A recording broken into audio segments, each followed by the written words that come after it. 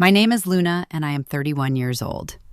3 years ago, my father stood on my sagging wooden porch in the sweltering Arkansas heat and looked at my pregnant younger sister. He gave her 1 week.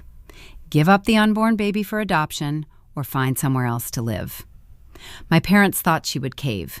She did not. She packed her bags, moved into my cramped apartment, and gave birth to a beautiful boy. She rebuilt her entire life without them. 3 years later, my parents discovered exactly who that little boy was growing up to be, and they showed up, broken, begging for a chance they did not deserve. Before we get into how I used my probate paralegal career to legally dismantle my father's corporate empire from the inside out, please take a moment to like and subscribe to Maya Tells Stories. But only do it if this story truly resonates with you. And drop your age and where you are watching from in the comments. I want to know who is listening today.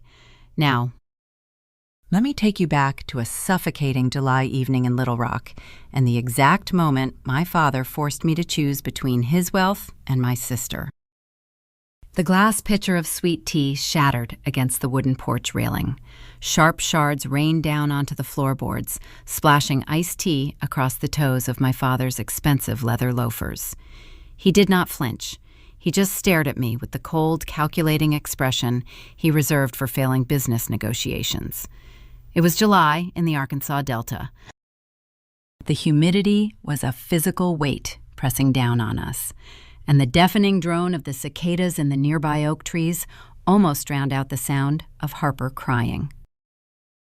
Harper was 26 years old and 4 months pregnant. Her boyfriend, a blue-collar mechanic named Elias, had died in a highway accident on Interstate 40 just 3 weeks prior. She was grieving, terrified, and standing by the screen door with her hands resting protectively over her stomach. My father, Richard, owned a mid-sized agricultural supply company in Stuttgart. He built his business from nothing, crawling his way out of agonizing rural poverty. That childhood trauma bred a deep, irrational terror of financial instability. He viewed a fatherless, impoverished child not as a tragedy, but as a contagion that would drag his daughter back into the dirt he had escaped. He adjusted his collar and looked past me, fixing his gaze on Harper. "I am not going to repeat myself," he said, his voice level and devoid of warmth. "You are an unwed, unemployed mother carrying a child who has no father to provide for him. You are going to sign the adoption paperwork by Friday, or I am canceling your credit cards and changing the locks on your bedroom door." My mother, Diane, stood silently on the bottom step of the porch. She clutched her designer purse, her eyes darting nervously toward the street to see if any of my neighbors were watching the spectacle. She measured our family's worth by how we were perceived in the church pews on Sunday. She did not speak up to defend her daughter. She just stared at the broken glass at her husband's feet, suffocating her own maternal instinct under the crushing weight of peer pressure and my father's paranoia. I was a probate paralegal. My job required me to remain detached, analytical, and professional. But I was not a cold mastermind. I was a protective older sister, and my anger was messy. My chest heaved. I stepped between my father and Harper, pointing a shaking finger at his chest. I wanted to deliver a sharp, cutting remark, but my voice broke into a jagged scream. "Get off my property!" I yelled, my throat burning as the words scraped my vocal cords. "Get off my property right now before I call the police." Richard looked at the shattered glass, then looked at me with undisguised pity. He turned his attention back to my sister. "You are making a bad investment, Harper," he sneered, smoothing the front of his suit jacket, "and I do not subsidize bad investments." He turned and walked down the porch steps. Diane hesitated for a fraction of a second, her gaze lingering on Harper's stomach, before turning and following her husband to their luxury sedan. The taillights faded down the street, leaving us alone in the thick summer heat. I turned around, expecting Harper to collapse. I expected her to reach for her phone and beg them for forgiveness. Instead, She walked past me into the living room, picked up 2 worn duffel bags she had already packed, and set them on my faded living room rug. Have you ever had a family member force you to choose between your blood and your morals? Drop a yes in the comments and tell me how you survived the fallout. I locked the deadbolt and sank onto the worn fabric of my second-hand sofa. I had just traded my inheritance and my family's safety net for a pregnant, grieving sister. My bank account was nearly empty. The terror of impending poverty crept into the room, settling over us like the Delta heat. I did not know how we were going to afford hospital bills, prenatal care, or groceries. But as I watched Harper unpack her few belongings into my cramped guest room, I knew one thing for certain. Richard thought he had severed a liability. He had no idea he had just handed me the match I would eventually use to burn his empire to the ground. 5 months later, the consequences of my father's ultimatum materialized under the harsh fluorescent lights of the UAMS Medical Center in downtown Little Rock. Harper went into labor on a Tuesday evening in late November. The public hospital was a chaotic, churning epicenter of emergency cases and overworked staff. Sirens blared outside the window, and the distinct smell of industrial bleach masked the underlying scent of fear and exhaustion that permeated the maternity ward. Harper endured 30 hours of grueling, agonizing labor. I stayed by her side the entire time, gripping her hand as the contractions peaked, watching the monitor track the vital signs of a child my parents wanted to erase. In the early hours of Thursday morning, Leo was born.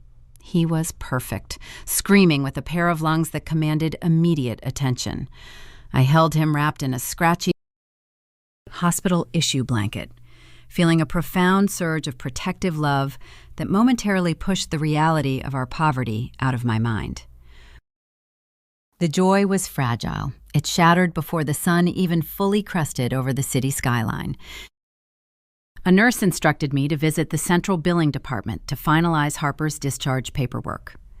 I walked down the sterile linoleum hallway to the administrative wing, clutching a folder containing Harper's state medical assistance applications. We had spent weeks filling out the Medicaid forms, ensuring every detail was accurate. Harper worked part-time at a local diner, making minimum wage. We were barely scraping together rent, let alone the thousands of dollars required for a complex hospital delivery. I believed the state coverage was a guaranteed safety net.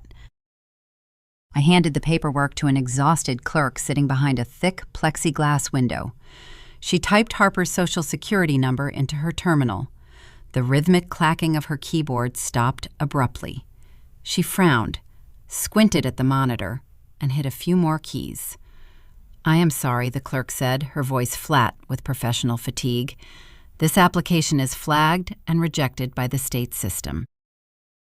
The patient does not meet the income threshold for subsidized maternal care." My stomach dropped, plunging into a cold, hollow space. I leaned closer to the glass. "That is impossible," I said, trying to keep my voice steady. "My sister works at a diner. She makes less than $14,000 a year. We submitted her pay stubs last month." The clerk turned her monitor slightly so I could see the screen. "Her pay stubs do not matter, ma'am. According to the Federal Tax Registry pulled this morning, Harper is still listed as a primary financial dependent under her father's corporate tax filings. The system registers his annual executive income as her household income. She is disqualified for state aid. You need to provide a credit card or a certified check for the delivery deposit before we can process the discharge. The outstanding balance is $7,400. The realization hit me with physical force. Richard had not just kicked Harper out of his house. He had deliberately manipulated his corporate tax returns. He intentionally left the dependency loophole open, knowing it would artificially inflate her income and sever her access to public assistance when she needed it most. He was using the federal tax code as a weapon. He anticipated that the crushing weight of uninsured medical debt would break her resolve. He expected us to call him in a panic, begging for him to pay the hospital bill in exchange for surrendering Leo to an adoption agency. It was a brilliantly cruel financial trap, engineered by a man who understood exactly how to exploit bureaucratic systems to enforce his will. I stood in front of the plexiglass window, the folder trembling in my hands. The stoic, professional facade I cultivated as a probate paralegal completely collapsed. I did not have a clever legal maneuver to counter his move. I just had a sister recovering from a brutal delivery and a newborn nephew who needed a safe place to sleep. I broke. Right there in the crowded administrative lobby of the hospital. Hot, humiliating tears spilled down my cheeks. I placed my hands flat against the counter, my voice cracking as I abandoned all pretense of dignity. "Please," I begged the clerk, the tears making my vision blur. "My father disowned her. We do not have access to his money. He is trying to force her to give up the baby. Please, you have to run an override. We have an apartment lease in my name. I can prove she lives with me. I need a payment extension. Just give me 30 days. The clerk looked at me. I saw a flicker of genuine pity in her tired eyes, but she slowly shook her head. "The system is locked, honey. I cannot override a federal tax designation at the state level. You either pay the initial deposit today, or the account goes immediately to collections, and they will garnish her future wages."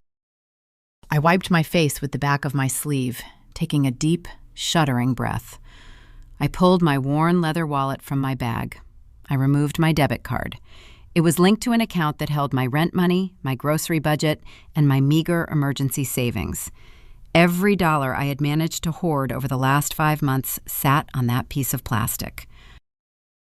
I slid the card through the slot under the plexiglass. I paid the hospital deposit, draining my bank account down to double digits. I chose financial ruin over crawling back to my father. I was determined to keep Richard entirely ignorant of our survival. I wanted him to wait by his phone for a desperate phone call that would never come. I walked back to the maternity ward, feeling physically lightheaded from the stress. I pushed open the heavy wooden door to Harper's recovery room. The morning light filtered through the blinds, casting a pale glow across the linoleum floor. Harper was awake. A styrofoam tray sat on her rolling table, holding a serving of standard Southern hospital grits and a small carton of orange juice. She was not eating. She was sitting upright in the bed, cradling Leo in one arm. With her free hand, she was clutching a heavy, dark green canvas mechanics jacket. It was stained with old motor oil and smelled faintly of gasoline and cheap laundry detergent. It belonged to Elias. It was the jacket he wore to work every day before the highway accident took his life. I walked over to the edge of the bed. We were moving into my cramped one-bedroom apartment later that afternoon. Space was at a premium. Every square inch mattered. "Harper," I said softly, reaching out to touch her shoulder, "you cannot bring that jacket to the apartment. It is too bulky. It takes up half a closet. We need the space for the baby's clothes and diapers. Let me put it in the donation bin downstairs." Harper pulled the jacket tighter against her chest, wrapping the thick canvas over Leo like a protective shield. She looked up at me, her eyes bloodshot and fierce with maternal defiance. "No," she whispered, her voice rough from hours of screaming. "It stays with us. It is the only thing Leo has left of his father." I sighed, too exhausted to argue. I let her keep the grease-stained jacket, completely unaware that the heavy canvas lining held a secret that would eventually obliterate my father's corporate empire. Harper picked up a pen from the rolling table. A nurse had left the official birth certificate documentation beside the styrofoam food tray. I watched as my sister leaned over the paperwork. In the state of Arkansas, an unmarried mother has the legal right to leave the father's name blank, sparing herself the bureaucratic headache of establishing posthumous paternity. I expected Harper to leave the line empty. It was the easiest path forward. Instead, she pressed the tip of the pen firmly against the paper. Her handwriting was steady and deliberate. She filled in the designated space, refusing to let Richard erase the man she loved. I looked down and read the name written in dark blue ink: Elias Harrison. I collected the paperwork and walked out of the hospital room to file the birth certificate at the Vital Records office.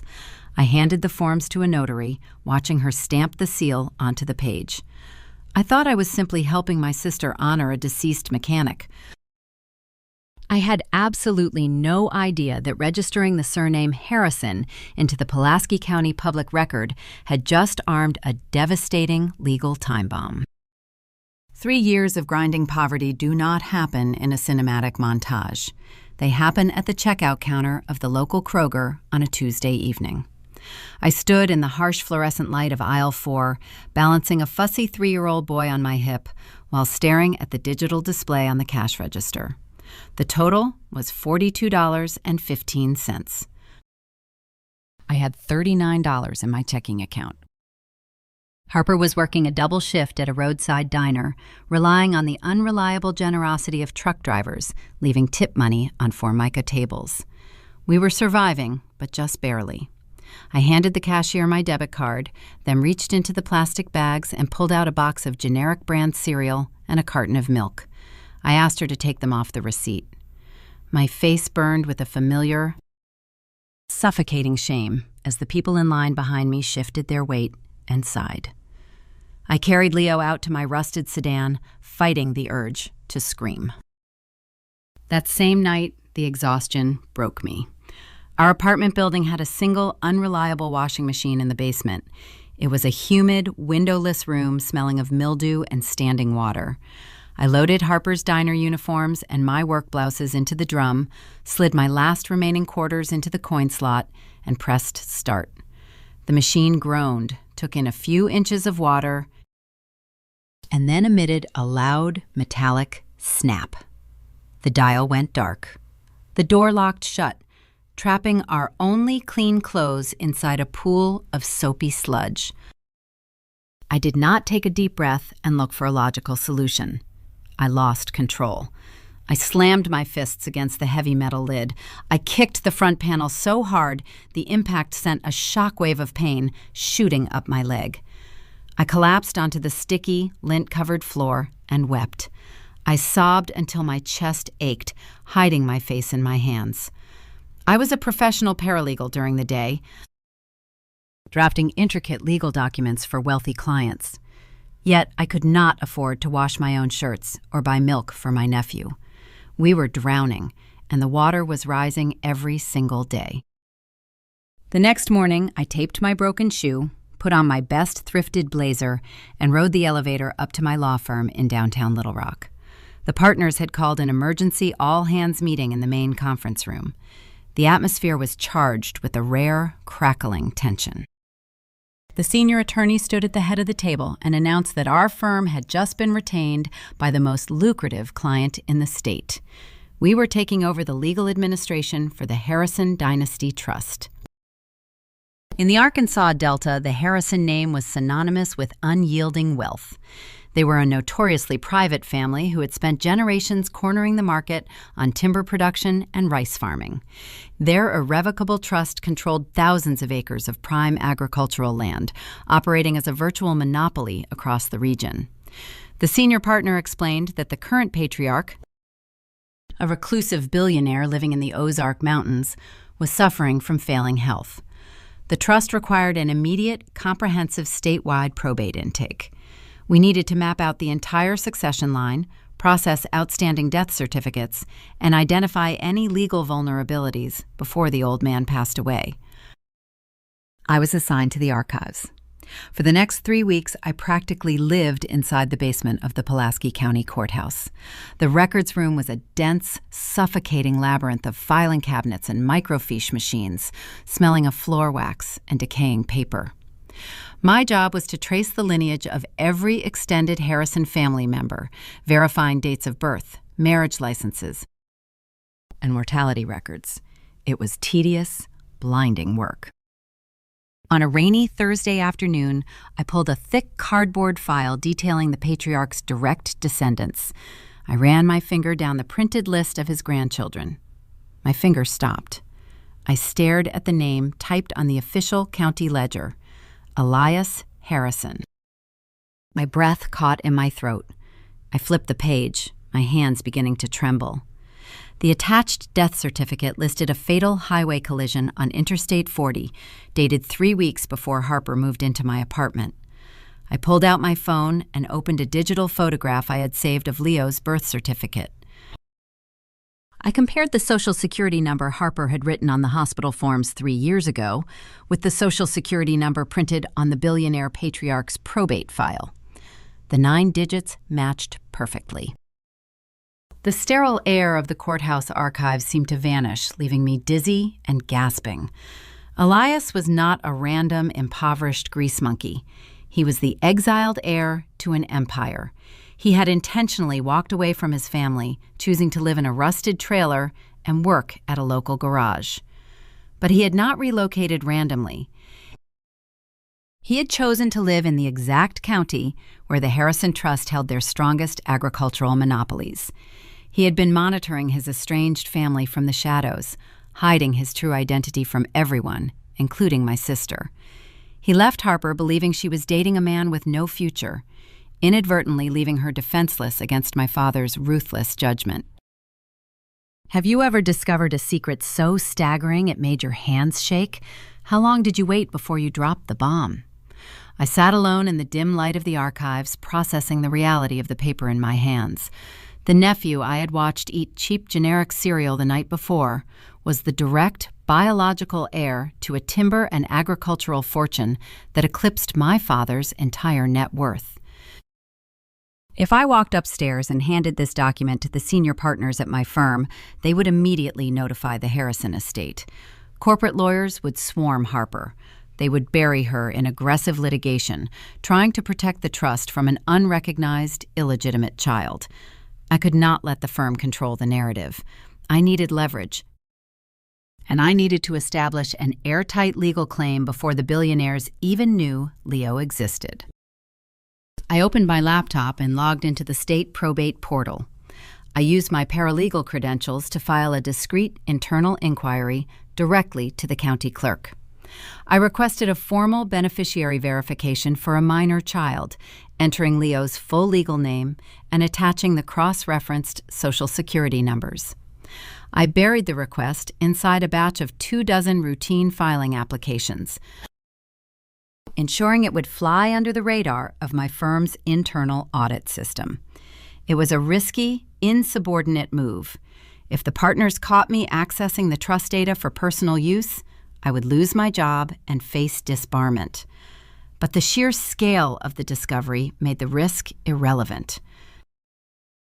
While waiting for the clerk's automated receipt, I opened the broader financial portfolio of the Harrison Dynasty Trust. I navigated past the timber holdings and clicked on the commercial real estate division. I scrolled through the digital roster of properties they owned across the state.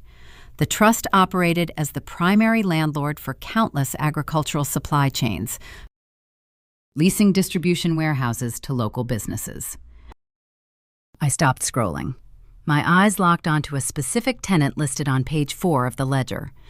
The name of my father's company sat right there on the screen.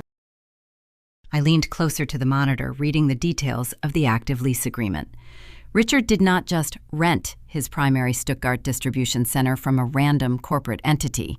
The land beneath his warehouses, the very foundation of his fragile business, was owned directly by the Harrison Trust. He was entirely dependent on their lease renewals to keep his company afloat.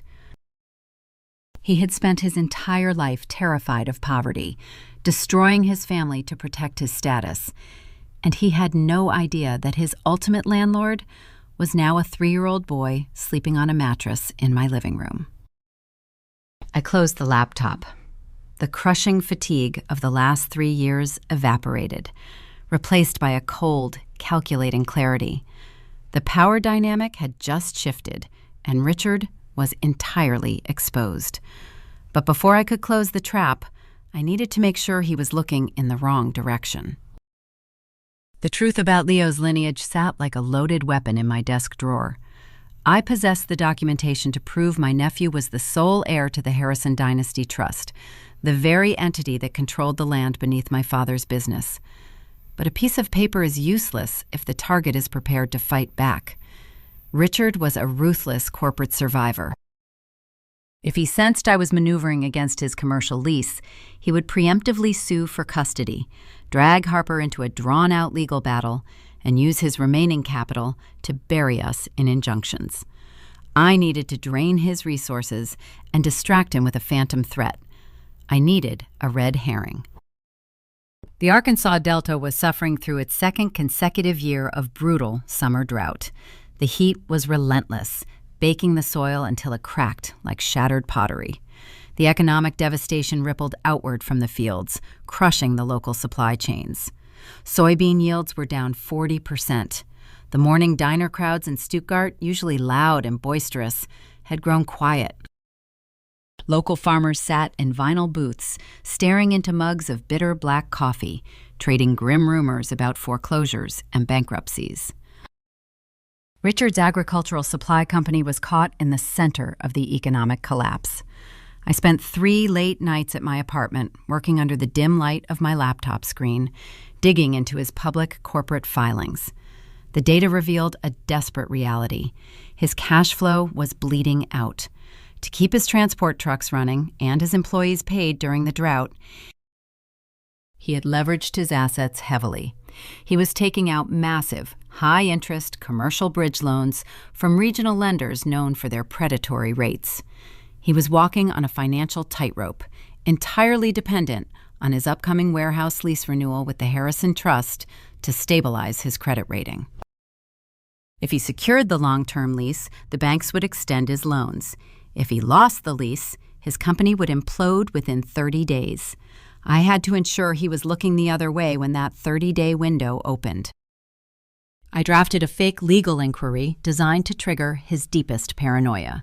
The document was meticulously formatted to mimic a preliminary complaint filed with the Securities and Exchange Commission. It detailed an anonymous whistleblower allegation claiming that my father's company was colluding with regional banks to hide toxic debt and misrepresent their liquidity to investors. The accusations were entirely fabricated, but they utilized enough accurate terminology and public loan data to look terrifyingly authentic. I printed the fake SEC complaint on thick, official-looking legal paper. The next morning at the law firm, I set the trap. I shared a cubicle wall with a senior paralegal named Brenda. She was notorious across the Little Rock legal circuit for her inability to keep a secret. She treated office gossip like currency, trading rumors with clerks and rival firms. I waited until Brenda stood up to fetch her morning coffee. I deliberately placed the printed document face up on the edge of my desk, right where it would catch her eye, and walked away to the copy room. I watched from the hallway. Brenda returned with her mug, glanced at my desk, and paused. She leaned over the partition. I saw her eyes scan the bold heading, Preliminary SEC Inquiry Regarding Predatory Commercial Lending Practices. She pulled out her phone and snapped a quick photograph before walking back to her chair. The bait was taken. The rumor spread faster than a brush fire. Within 48 hours, the gossip leaped from the downtown law firms straight into the agricultural business networks. A contact at a rival supply company mentioned the impending SEC investigation to one of my father's regional managers. The information traveled up the corporate ladder and landed directly on Richard's desk. The reaction was instantaneous. Richard did not pause to verify the source of the rumor. His terror of poverty and public humiliation overrode his logical instincts. He believed the predatory banks were turning on him, preparing to sacrifice his company to federal regulators to save their own portfolios. He panicked. He authorized his corporate counsel to launch an aggressive, preemptive defense. He hired a specialized white-collar defense firm in Little Rock to conduct a massive internal audit.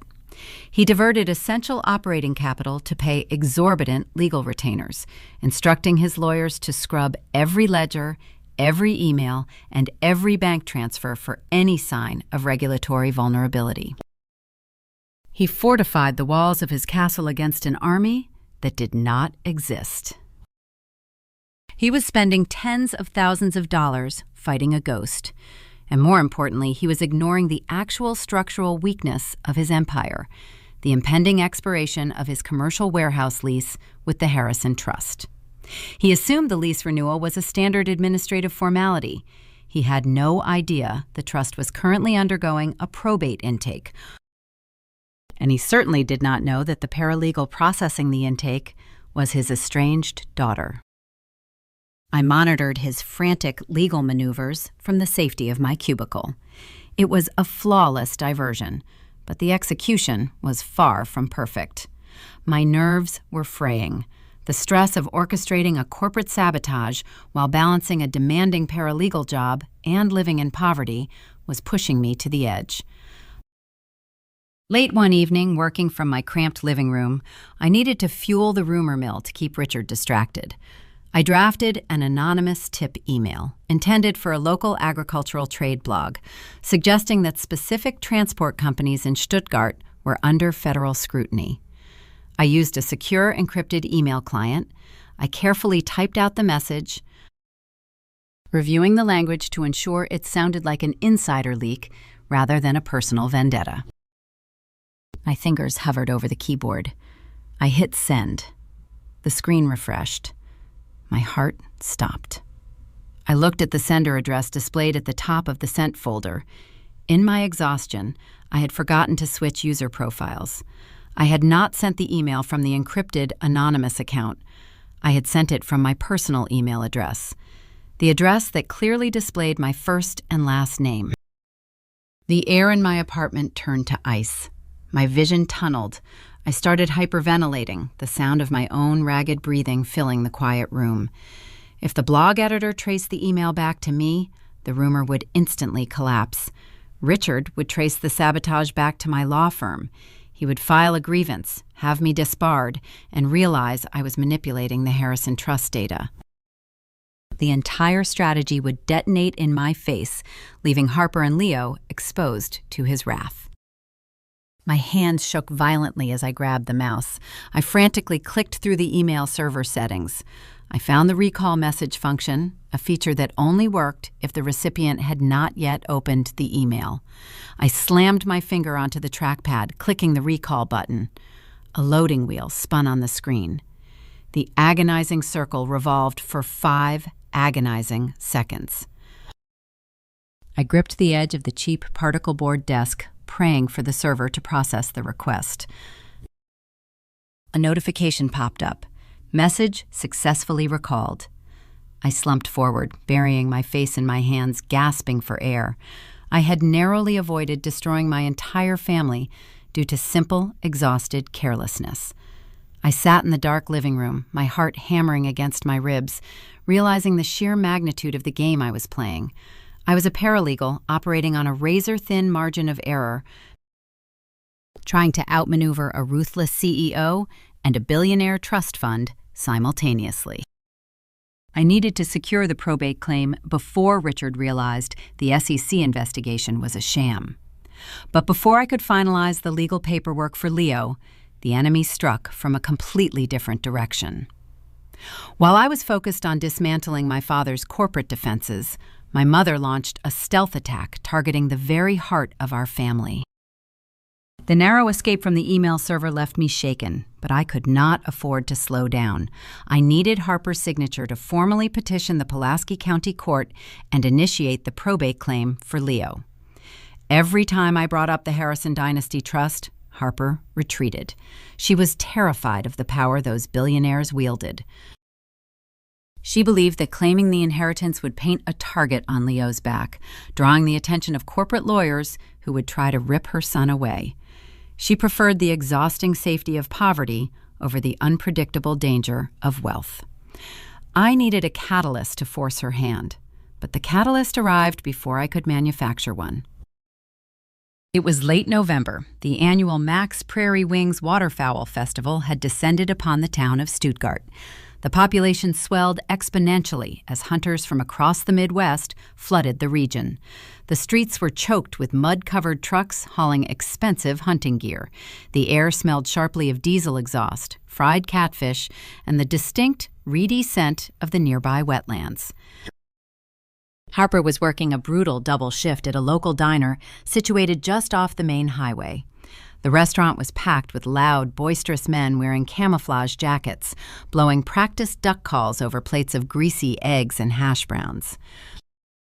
I finished my shift at the law firm in Little Rock and drove down Highway 165 to pick Harper up. I parked my rusted sedan near the diner's overflowing dumpster, dreading the smell of stale cooking grease that clung to Harper's uniform after a long shift. I pushed open the heavy glass door, the bell chiming above my head, and stepped into the chaotic dining room. I scanned the floor, expecting to see Harper carrying heavy trays of coffee mugs. Instead, I saw her standing rigid beside a corner booth near the back windows. She was holding a plastic ordering pad, her knuckles white, her face entirely drained of color. Sitting in the booth, looking profoundly out of place amidst the camouflage and worn vinyl, was our mother. Diane wore a pristine, cream-colored cashmere sweater and a string of understated pearls. Her hair was styled perfectly, immovable despite the oppressive humidity of the diner.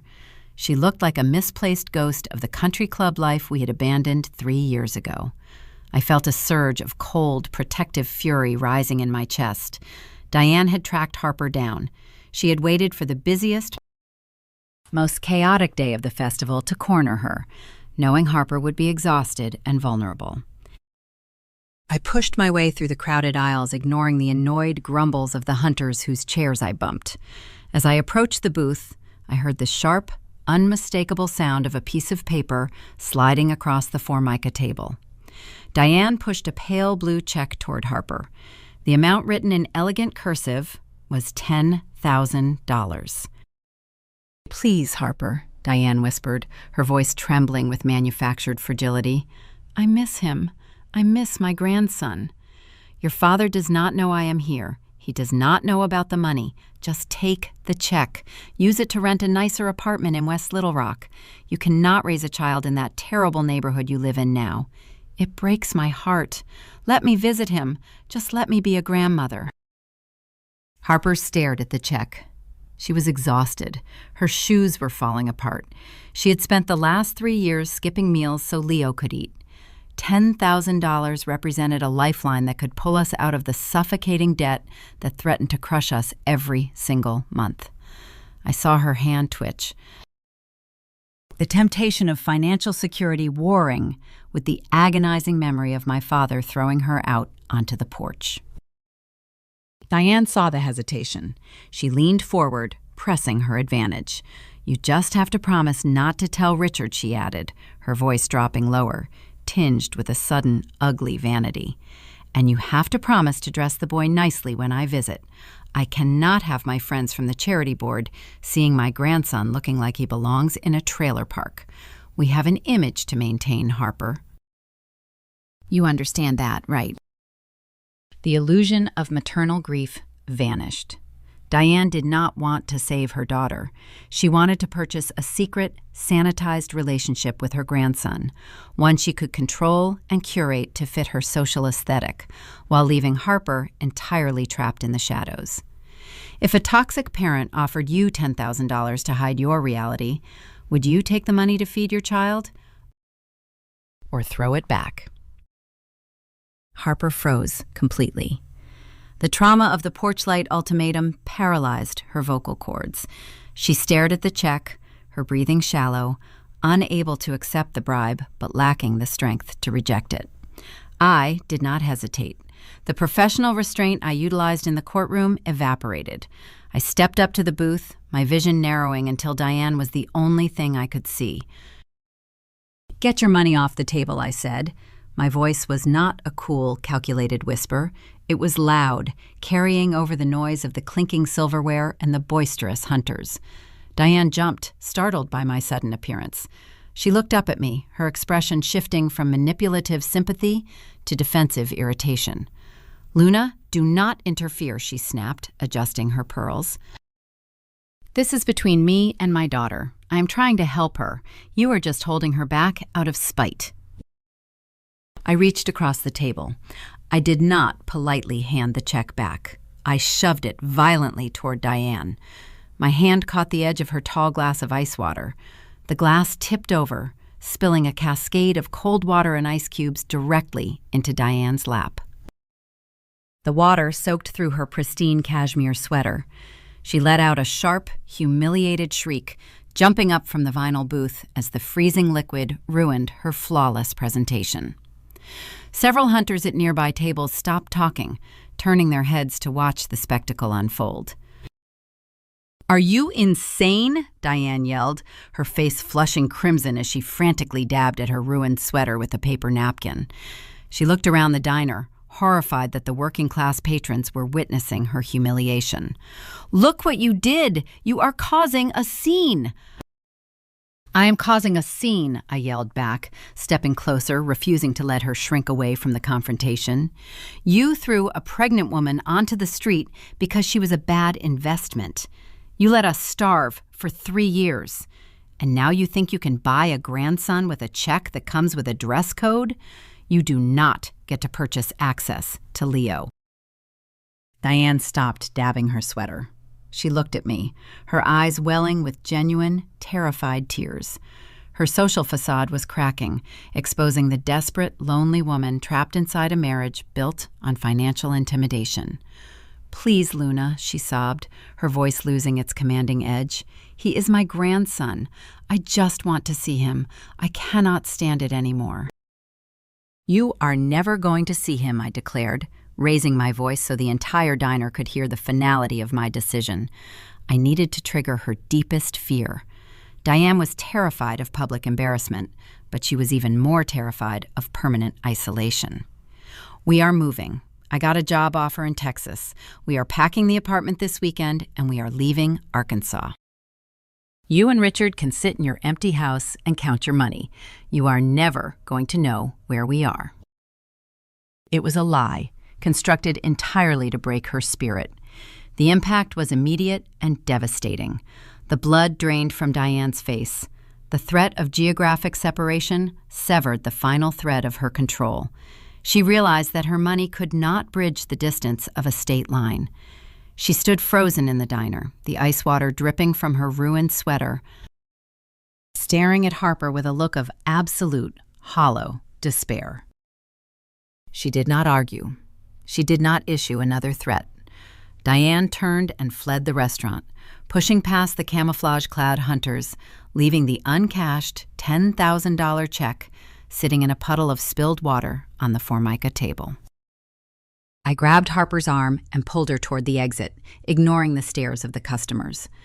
We walked out into the humid, diesel-scented air of the parking lot.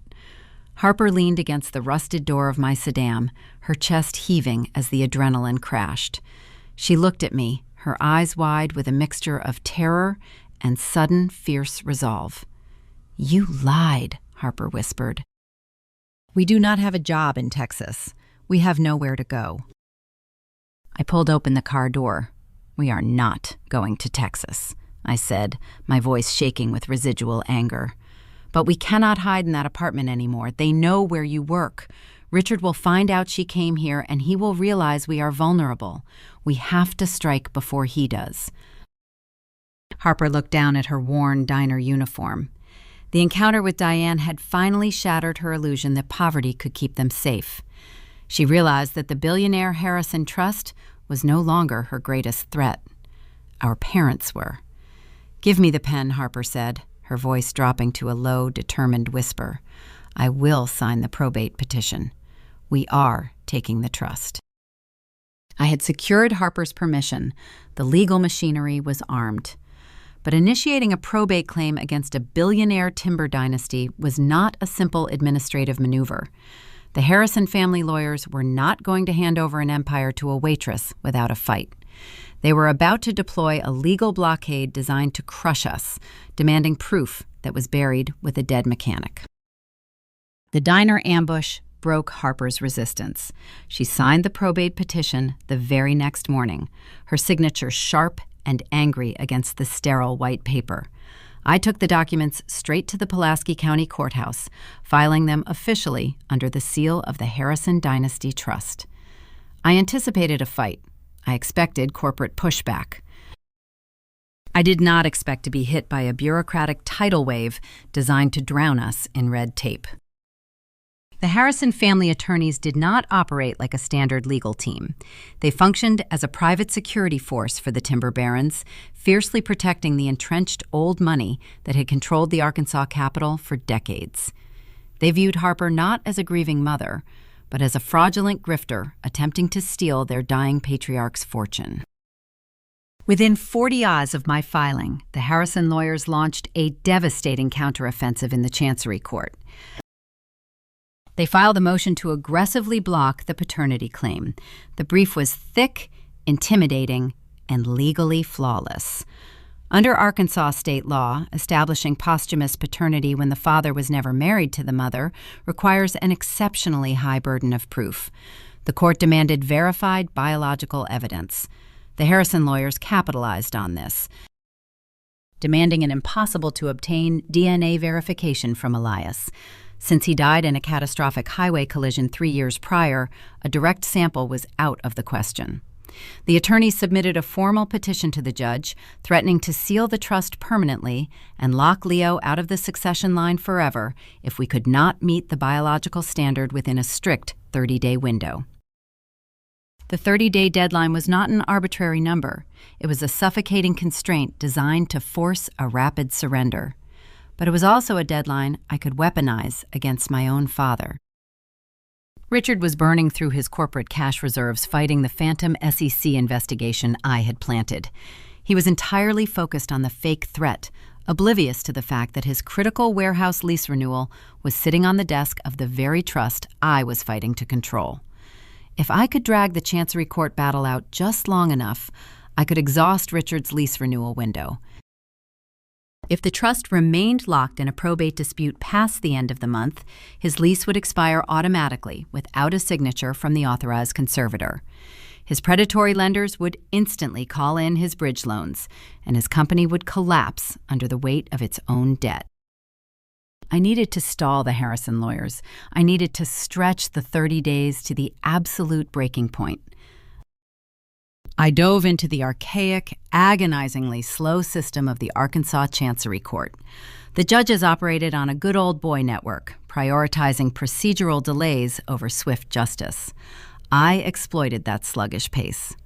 I submitted a massive stack of Elias's minor medical records from a local clinic, filing them as preliminary biological evidence. I knew the records lacked the necessary DNA markers to satisfy the court order, but the sheer volume of the paperwork forced the Harrison attorneys to review every single page before they could formally object. It was a calculated delay tactic. I was throwing sand into the gears of the legal machine, buying time for Richard's lease to expire. But the strategy came with a profound personal cost. The dual pressure of sabotaging my father's corporation while fighting a billionaire trust fund was tearing my sanity apart. I was working 80-hour weeks, fueled by cheap coffee and sheer adrenaline. I was neglecting my actual duties at the law firm, prioritizing Harper's pro bono case over my paying clients. My professional facade was cracking under the immense strain. The fracture happened on a Tuesday afternoon. The senior partner at my firm, a man named Sterling, who prided himself on billable hours and corporate efficiency, called me into his corner office. His desk was immaculate, overlooking the Arkansas River.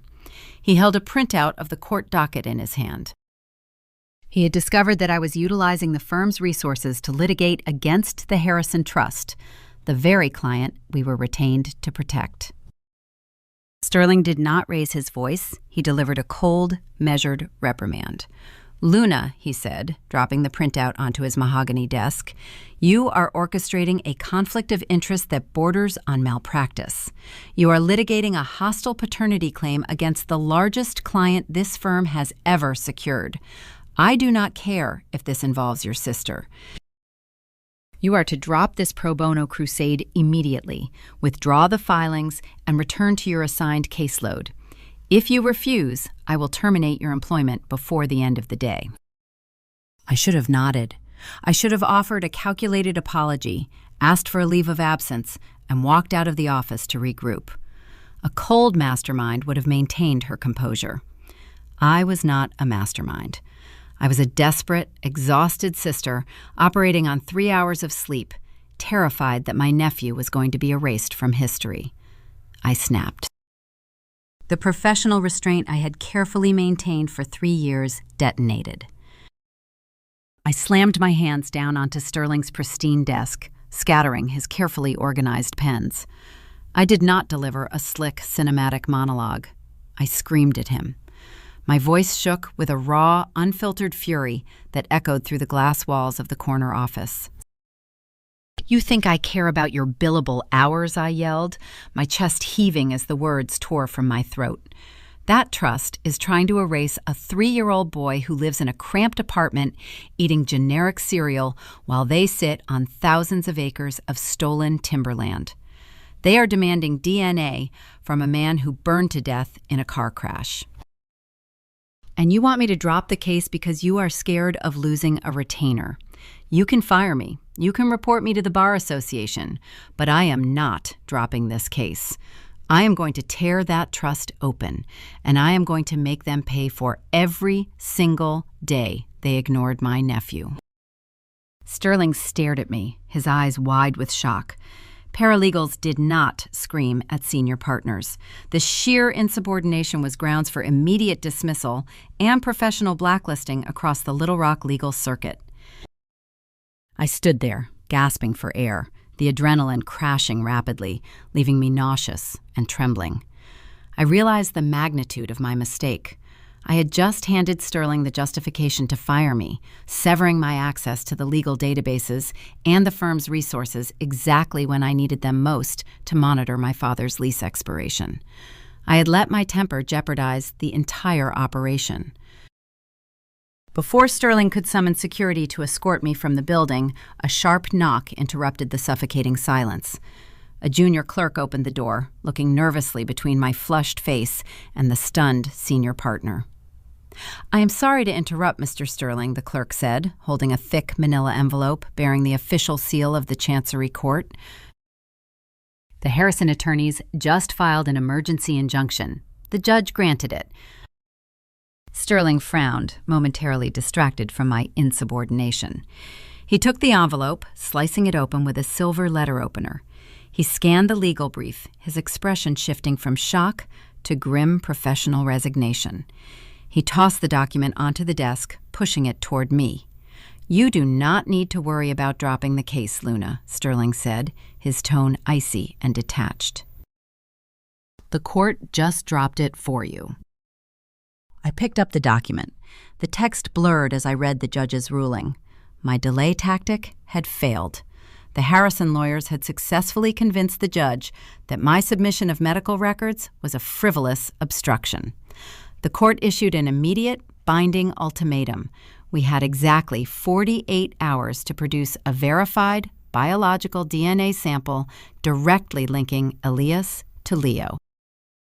If we failed to present the evidence by Friday afternoon, the trust would be permanently sealed, the paternity claim dismissed with prejudice, and Leo would be legally barred from ever asserting his rights as an heir.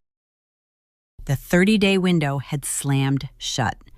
I had 48 hours, and I had absolutely nothing to give them. I walked out of the law firm carrying my belongings in a cardboard box, having technically resigned before Sterling could officially fire me.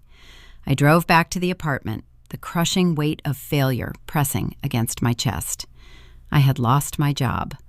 I had lost the legal battle.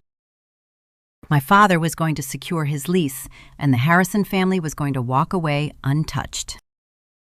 I pushed open the door to our cramped apartment. Harper was sitting on the faded living room rug playing with Leo. She looked up, seeing the cardboard box in my hands and the devastation written across my face. She did not ask what happened.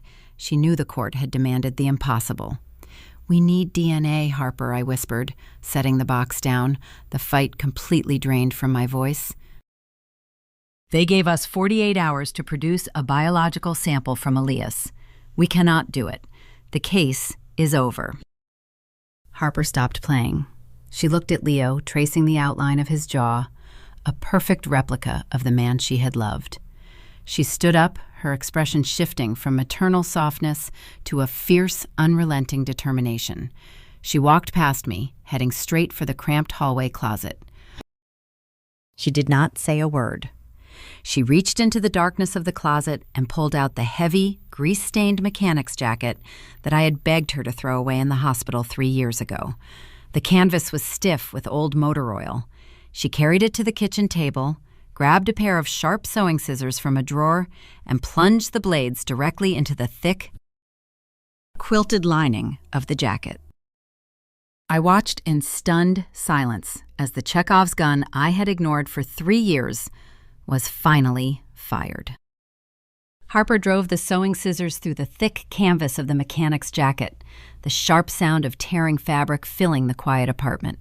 She cut a ragged slash along the interior seam near the chest pocket, plunging her hand into the dark, insulated lining.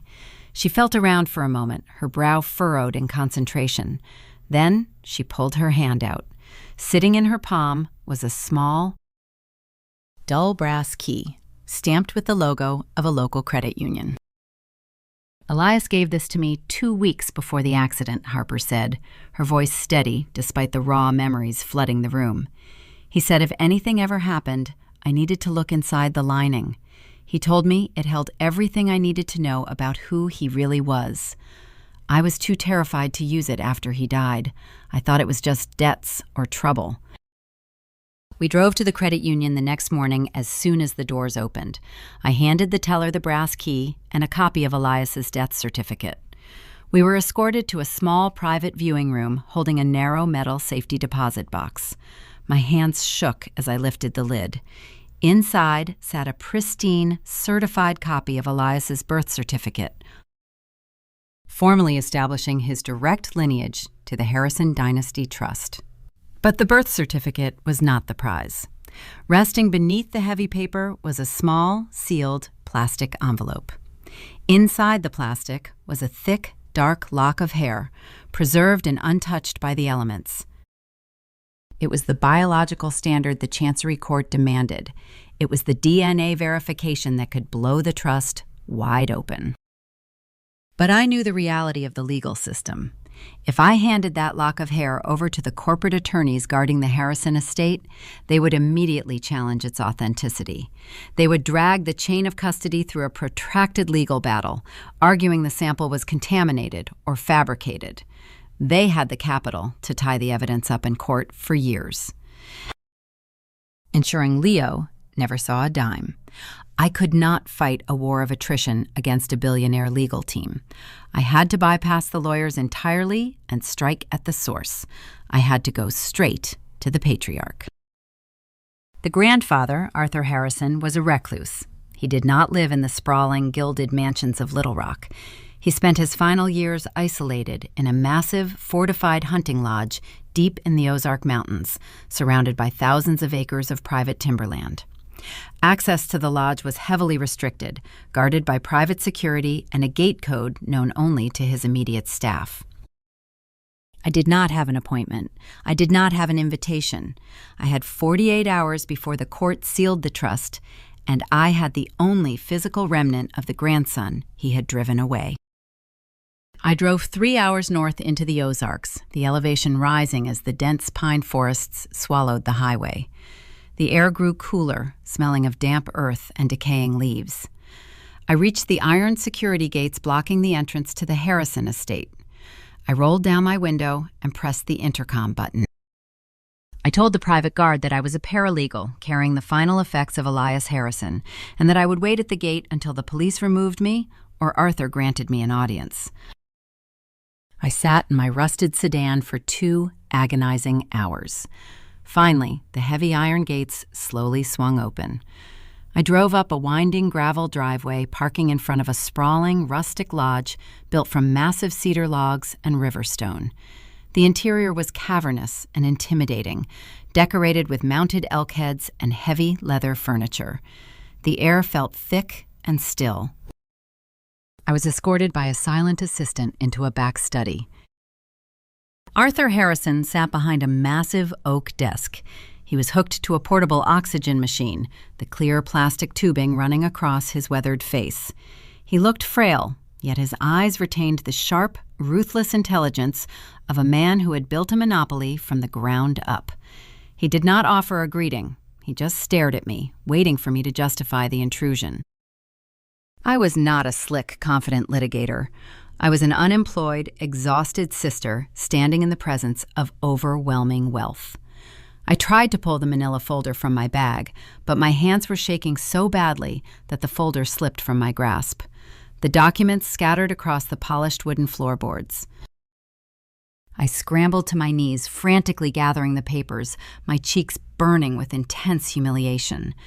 I could feel Arthur watching my clumsy display, his silence amplifying my insecurity. I stood up, clutching the disorganized stack of papers against my chest. I opened my mouth to deliver the opening statement I had rehearsed in the car, but my throat seized. "Mr. Harrison?" I stammered, my voice cracking, betraying the profound intimidation I felt. "I am here about Elias. I have proof. The lawyers are trying to block it, but I have proof." Arthur adjusted the oxygen tube. "Do not waste my time with legal maneuvering, young woman," he rasped, his voice sounding like dry leaves scraping across pavement. "My attorneys handle the estate. If you are seeking a payout, you brought your grievance to the wrong room.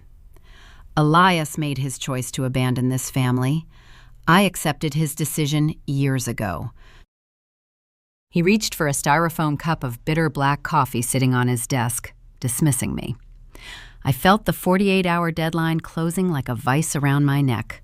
I realized that arguing the law was useless against a man who wrote the laws. I had to leverage the one thing his corporate attorneys could not shield him from. I had to leverage grief. I stepped forward and placed the small plastic envelope containing Elias's hair onto the center of the oak desk. Then I pulled a photograph from my pocket. It was a picture of Leo, taken in our cramped apartment, wearing a faded t-shirt. He had Elias's dark eyes and the exact same stubborn set to his jaw. I placed the photo right next to the lock of hair. "I am not here for a payout," I said, forcing my voice to stabilize, pushing past the stammering terror. "I am here because your lawyers are demanding a biological sample to prove this boy exists. Elias died on Interstate 40 because he was working a blue-collar job to escape the pressure you put on him. He hid his identity from the woman he loved because he was terrified this money would ruin her.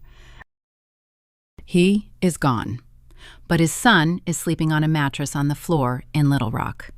You can let your lawyers seal the trust on Friday and erase your own bloodline, or you can look at that photograph and recognize the grandson you drove away." Arthur stopped reaching for his coffee. His gaze dropped to the photograph. The ruthless timber baron seemed to vanish, replaced by a sudden, devastating vulnerability. He stared at the image of Leo, his hand trembling slightly as he reached out and touched the glossy paper. The silence in the study was profound, broken only by the rhythmic hiss of the oxygen machine. He saw it. He saw the undeniable, striking resemblance to the boy he had lost. "My attorneys operate under the directive to protect the assets from fraudulent claims," Arthur whispered, his voice catching as he stared at the photo. "I built this empire so my family would never have to struggle. I pushed Elias too hard. I demanded he take the reins before he was ready, and he ran. I did not know there was a child." He looked up at me. The hostility was gone, replaced by the grim determination of a man facing the end of his life, desperate to correct his greatest failure. "You do not need to fight my legal team over a lock of hair," Arthur stated, slowly pushing himself up from the desk. "I will provide the biological standard myself. I will submit to the DNA test today. I will instruct my attorneys to withdraw their injunctions and recognize the boy. Have you ever found an ally in the last place you looked? Tell me about them in the comments." I walked out of the hunting lodge holding a signed affidavit from the patriarch himself, confirming his willingness to provide the genetic sample. The impossible 30-day deadline was no longer a threat. We had bypassed the corporate barricade and secured the bloodline verification directly from the source. But securing the inheritance was only the first step. The trust held the land, but the trust also came with archaic, restrictive conditions. The victory in the Chancery Court was about to trigger a massive shift in power, dropping the fate of my father's failing corporation directly into my hands, and forcing me to decide just how ruthless I was willing to become. The DNA results returned from the specialized laboratory 3 weeks later, confirming a 99.9% match between Arthur Harrison and Leo. The biological standard was irrefutable. The corporate attorneys representing the Harrison Dynasty Trust were forced to stand down. We walked into the Pulaski County Courthouse on a humid Tuesday morning for the final probate hearing. The air inside the courtroom felt stagnant, heavy with the weight of generations of entrenched wealth. The judge, a stern man with 30 years on the bench, reviewed the sworn affidavits and the genetic documentation. He did not ask questions. He simply leaned forward, his reading glasses perched on the bridge of his nose, and delivered the ruling in the formal, antiquated language of Arkansas probate decrees. The court hereby recognizes Leo Harrison as the direct biological descendant of Elias Harrison and designates the minor child as the sole primary beneficiary of the generation-skipping trust in question. The heavy wooden gavel struck the sounding block. The sharp, definitive crack echoed through the courtroom, signifying the end of the legal war. And in a moment of striking, almost cinematic timing, the sky outside the high courthouse windows finally broke open.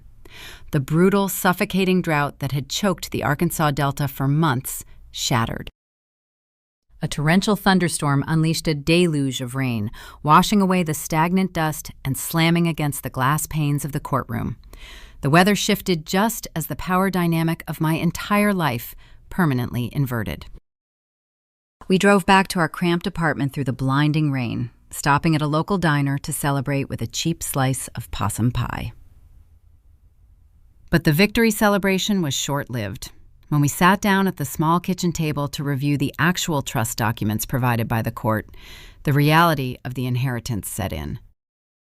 The Harrison Dynasty Trust was ironclad, structured to protect the principal assets across multiple generations. It was designed specifically to prevent young heirs or their guardians from cashing out the portfolio. The assets could not be liquidated. Harper was not walking away with a sudden massive cash payout. She could not sell the timberland or cash out the stock portfolios to buy a mansion in West Little Rock. The trust mandated that the core capital remain untouched until Leo reached his 18th birthday. Harper did not gain immediate wealth. She gained administrative control over the trust's commercial real estate portfolio. This meant assuming the responsibility of managing dozens of active agricultural leases, overseeing maintenance contracts, and handling tenant disputes across the Delta. I watched Harper stare at the thick stack of legal binders sitting on our kitchen table. She was a waitress at a roadside diner, accustomed to counting tip money and surviving shift to shift. She was suddenly thrust into the role of a corporate landlord, managing thousands of acres of commercial property. The sheer scale of the responsibility terrified her. Harper began to hyperventilate. Her breathing hitched, coming in short, panicked gasps as she pushed the binders away. She stood up, pacing the narrow space between the kitchen counter and the faded sofa. "I cannot do this, Luna," she stammered, her voice tight with panic. "I do not know how to manage commercial real estate. I do not know what a triple net lease is. These are massive companies. If I make a mistake, they will sue me. The Harrison lawyers will use it as an excuse to prove I am an unfit guardian and try to take Leo away. We are going to lose everything." I should have validated her fear. I should have recognized that the sudden shift from extreme poverty to staggering corporate responsibility was traumatic. A supportive sister would have offered reassurance, explaining that we could hire financial advisors to manage the daily operations. But I was exhausted. I had sacrificed my job, my sanity, and my savings to secure this trust.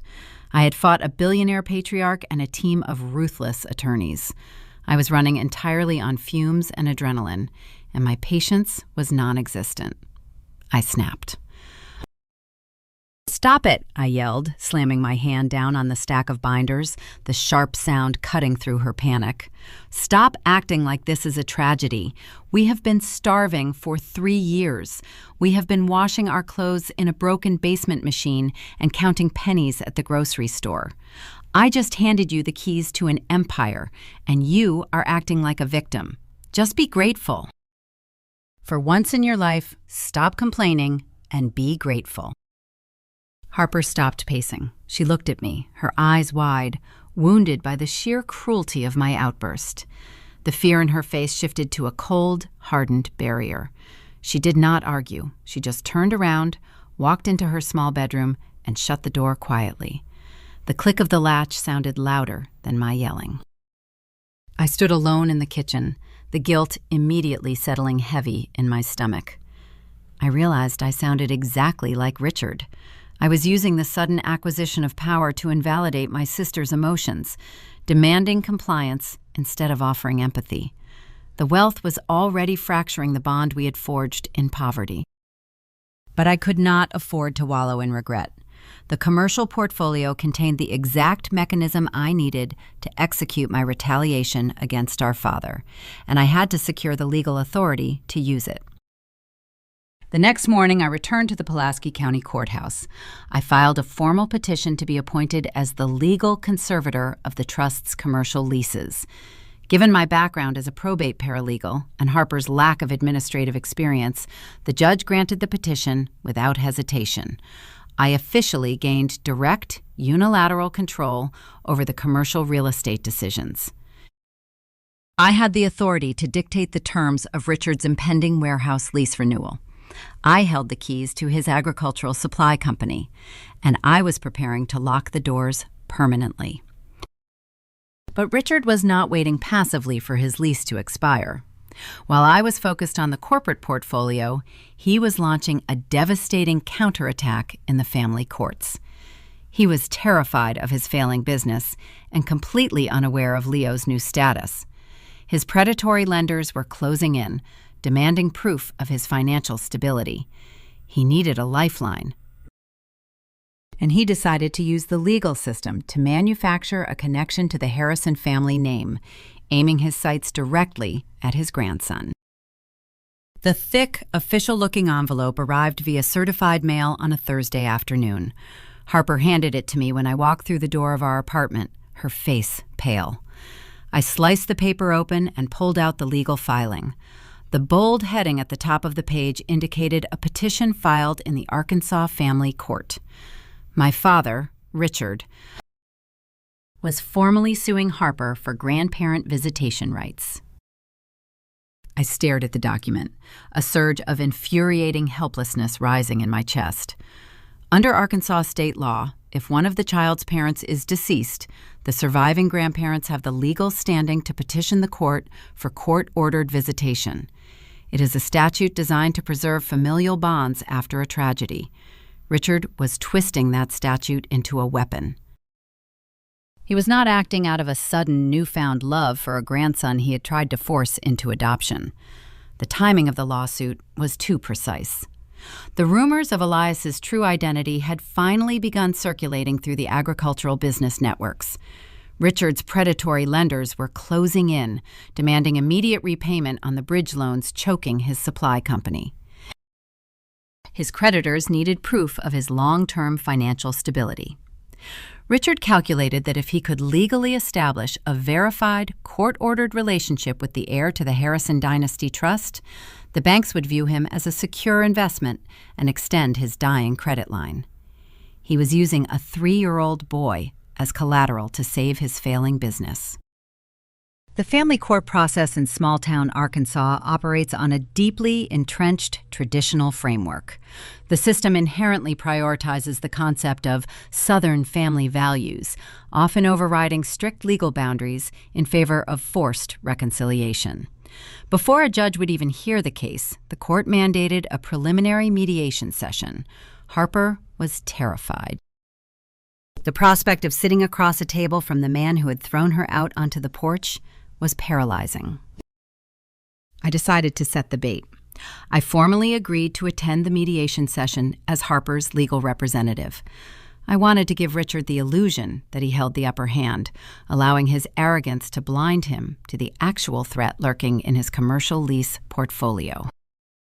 The mediation took place the following Tuesday in a sterile, windowless conference room at the county courthouse. The mediator was an older woman with a tight smile and a condescending tone, clearly accustomed to bullying fractured families into neat, acceptable compromises.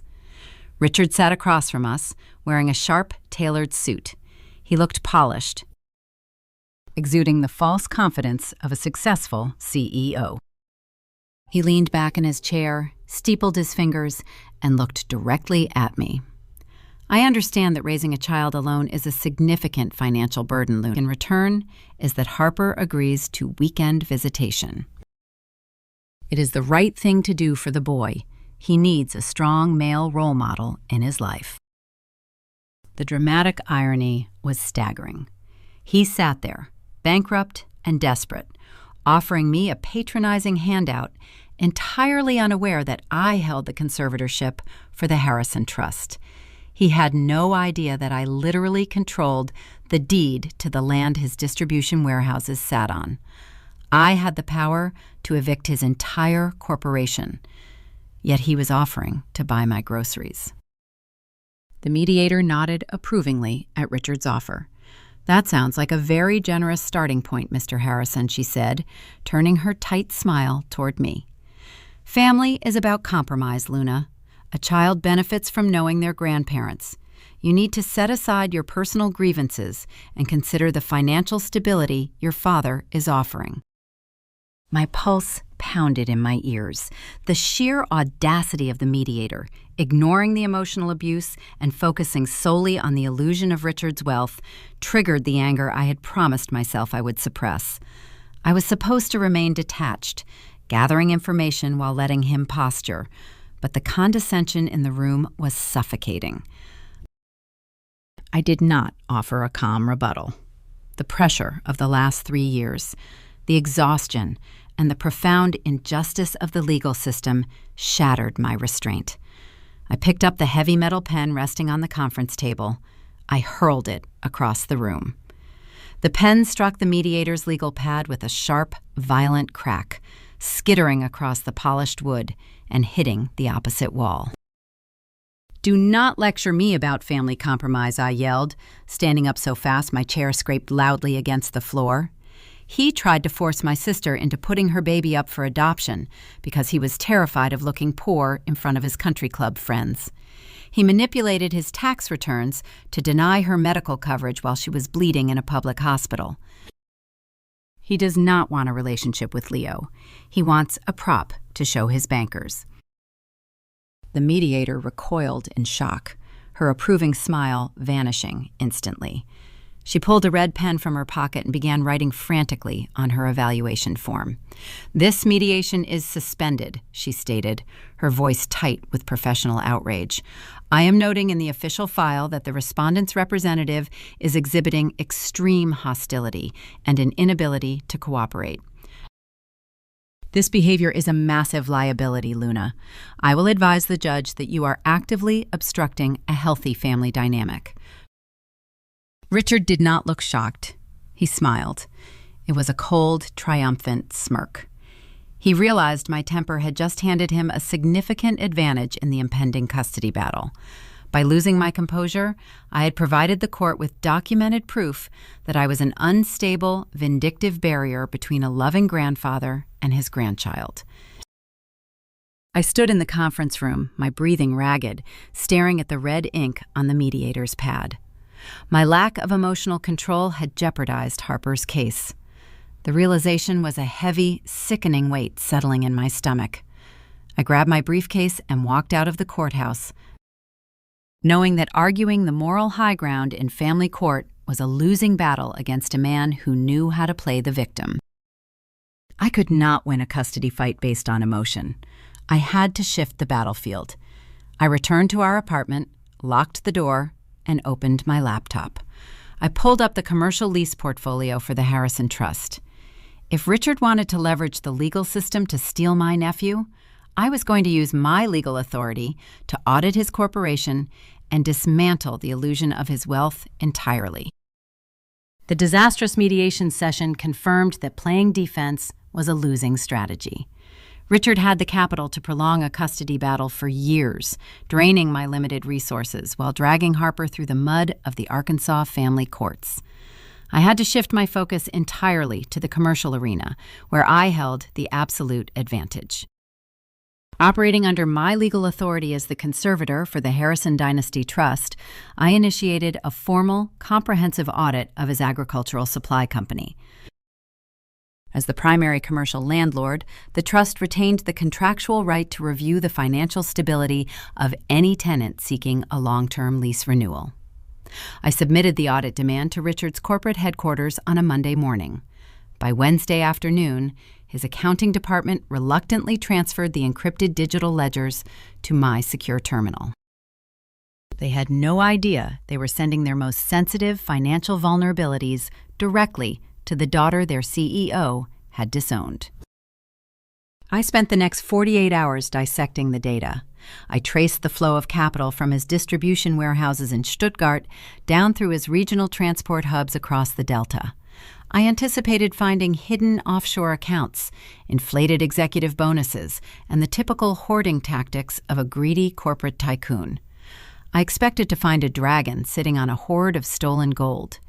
Instead, I found a man drowning in quicksand. The spreadsheets painted a stark, terrifying picture of impending insolvency. The rural South relies heavily on specialized agricultural lending banks, institutions notorious for predatory interest rates and aggressive collection tactics during drought years. Richard had leveraged every single physical asset his company owned to secure short-term bridge loans just to keep his operations running. The depreciation schedules on his transport tractors were brutal. The heavy machinery degraded rapidly under the harsh conditions of the Delta, losing immense value the moment it rolled off the lot. His fleet was aging, his maintenance costs were skyrocketing, and the crop yields were plummeting. He was trapped in a cycle of borrowing against future profits that simply did not exist. The ledger showed that he was personally skipping his executive salary to ensure his warehouse workers received their weekly paychecks. He was not hoarding wealth. He was fighting a desperate, losing battle to prevent his entire supply chain from collapsing. I sat back in my chair, staring at the glowing monitor in the dim light of my living room. The anger that had fueled me for 3 years faltered, replaced by a sudden, jarring shift in perspective.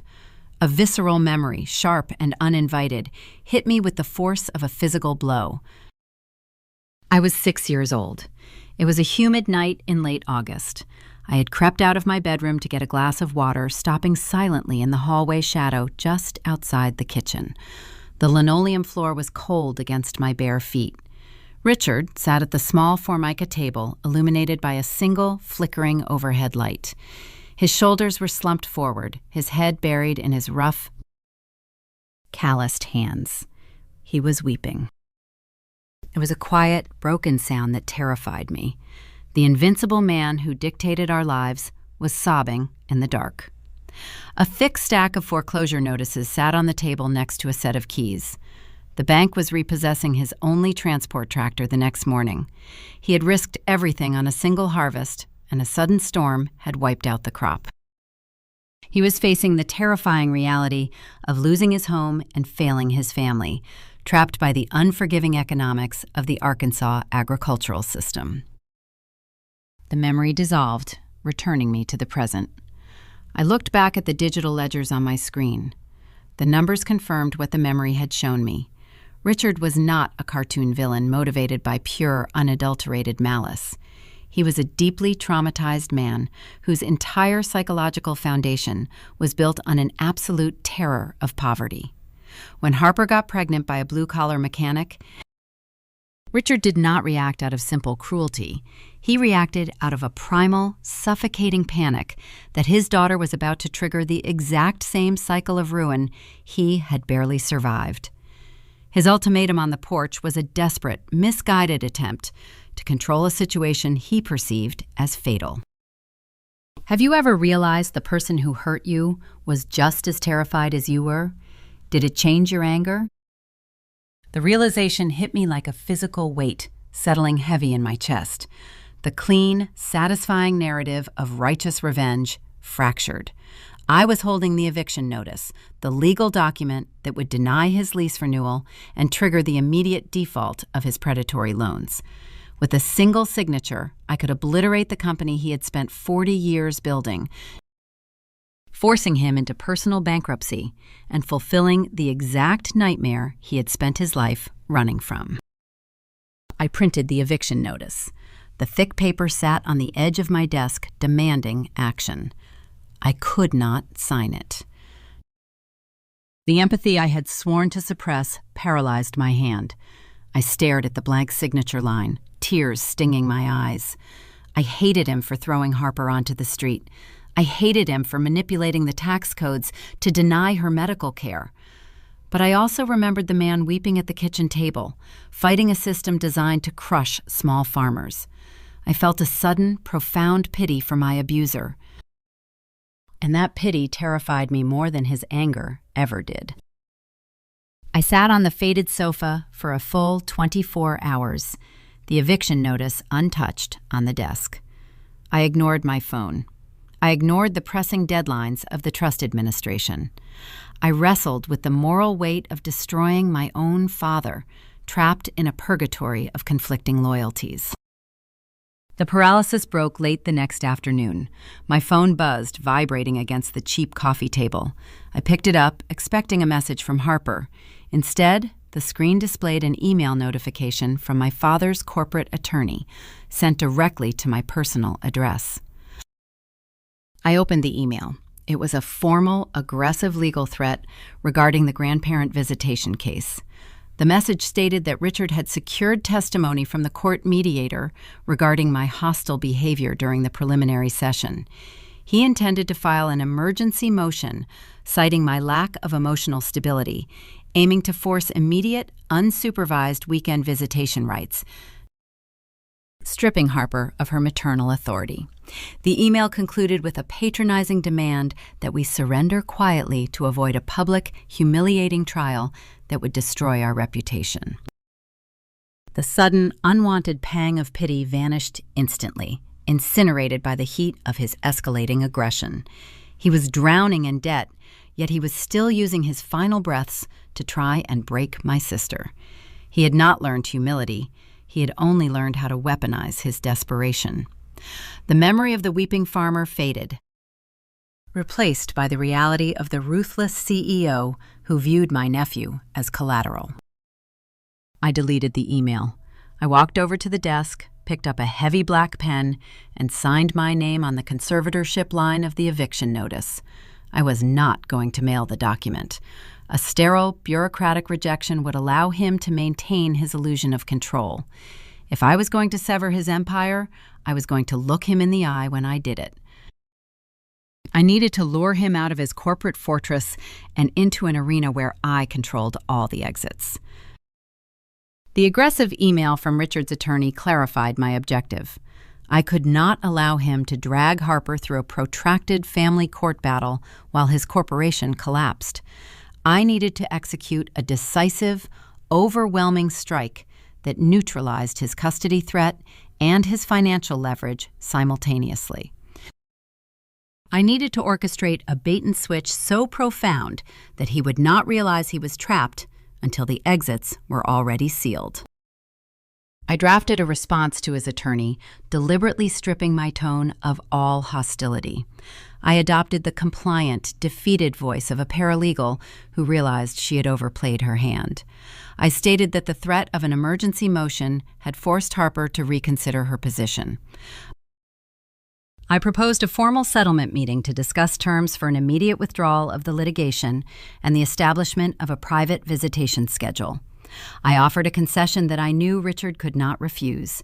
I promised that Harper would bring Leo to the meeting, allowing Richard and Diane their first physical introduction to their grandson. The bait was irresistible. Richard believed his intimidation tactics had finally broken our resolve. He viewed the settlement meeting as his ultimate victory lap, the moment where he would dictate the terms of surrender and secure the familial collateral he needed to appease his predatory lenders. I did not schedule the meeting at a neutral mediator's office or a local coffee shop. I utilized my final remaining privilege at the law firm before my resignation became permanent. I booked the main executive conference room on the top floor of the downtown Little Rock high-rise. The venue was critical to the psychological warfare. The stark contrast between the agricultural realities of the Arkansas Delta and the sterile corporate power of the capital city was designed to intimidate. Richard was accustomed to dominating boardrooms in Stuttgart, surrounded by worn boots and familiar suppliers. I wanted to force him into a foreign, glossy environment where the power dynamics were distinctly skewed against him. The meeting was set for Thursday at 10 in the morning. I arrived at the firm 2 hours early. The physical reality of what I was about to do slammed into me the moment I stepped off the elevator. I was not a seasoned litigator accustomed to destroying corporate executives. I was a 31-year-old paralegal preparing to obliterate her own father. The pressure was suffocating. I locked myself inside a stall in the executive restroom. The air conditioning was running at full blast, yet I was sweating profusely. A damp, humiliating patch spread across the back of my silk blouse. My hands shook violently as I gripped the edges of the porcelain sink, staring at my pale reflection in the mirror. I dug a stick of cheap deodorant out of my purse and applied it frantically, terrified that Richard would smell the fear on me the moment he walked into the room. I paced the narrow hallway outside the conference room, my heels clicking a rapid, erratic rhythm against the polished marble floor. What if he realized the SEC investigation was a sham before he arrived? What if he had already secured an alternate warehouse location, rendering my leverage useless? What if Harper lost her nerve and refused to bring Leo, exposing the entire premise of the meeting as a lie? The variables spun wildly in my mind, threatening to trigger a full-blown panic attack. At 9:45, Harper walked through the heavy glass doors of the reception area. She was holding Leo by the hand. He was wearing a clean, thrifted button-down shirt and a pair of sturdy sneakers. Harper looked exhausted, dark circles bruised beneath her eyes, but her posture was rigid with determination. She had placed her absolute trust in my strategy, unaware of the exact mechanics of the trap I had built. I ushered them into a small, adjacent waiting room, instructing Harper to keep Leo occupied and out of sight until I gave the signal. I walked into the main conference room alone and took my seat at the head of the massive mahogany table. I arranged the thick blue binders containing the Harrison Trust commercial lease portfolios in front of me, ensuring the eviction notice sat directly on top of the stack.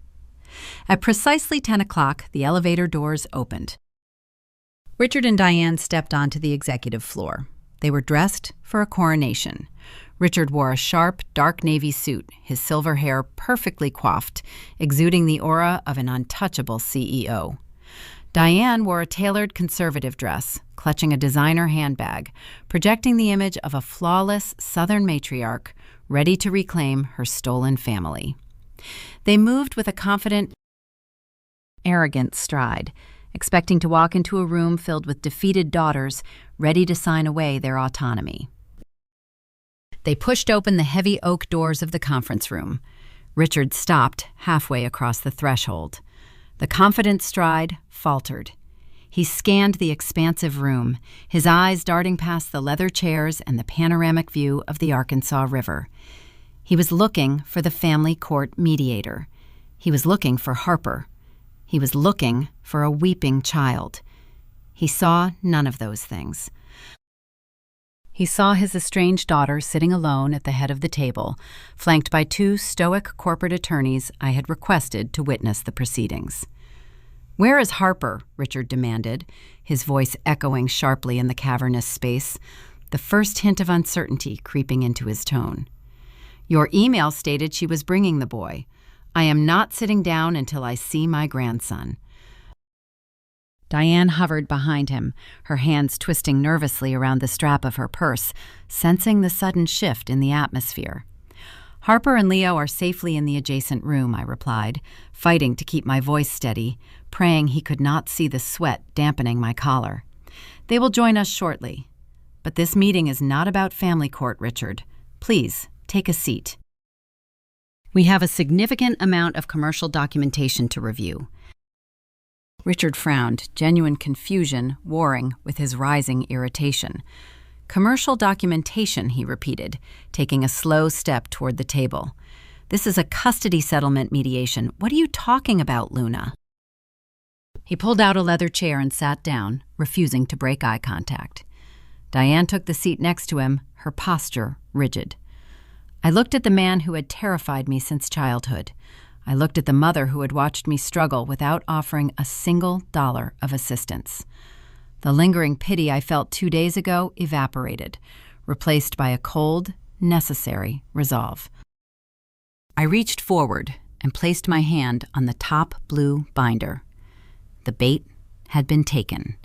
The switch was about to be executed, and the blast radius was going to level everything they had built. The heavy oak doors of the conference room clicked shut, sealing the three of us inside the soundproof glass walls.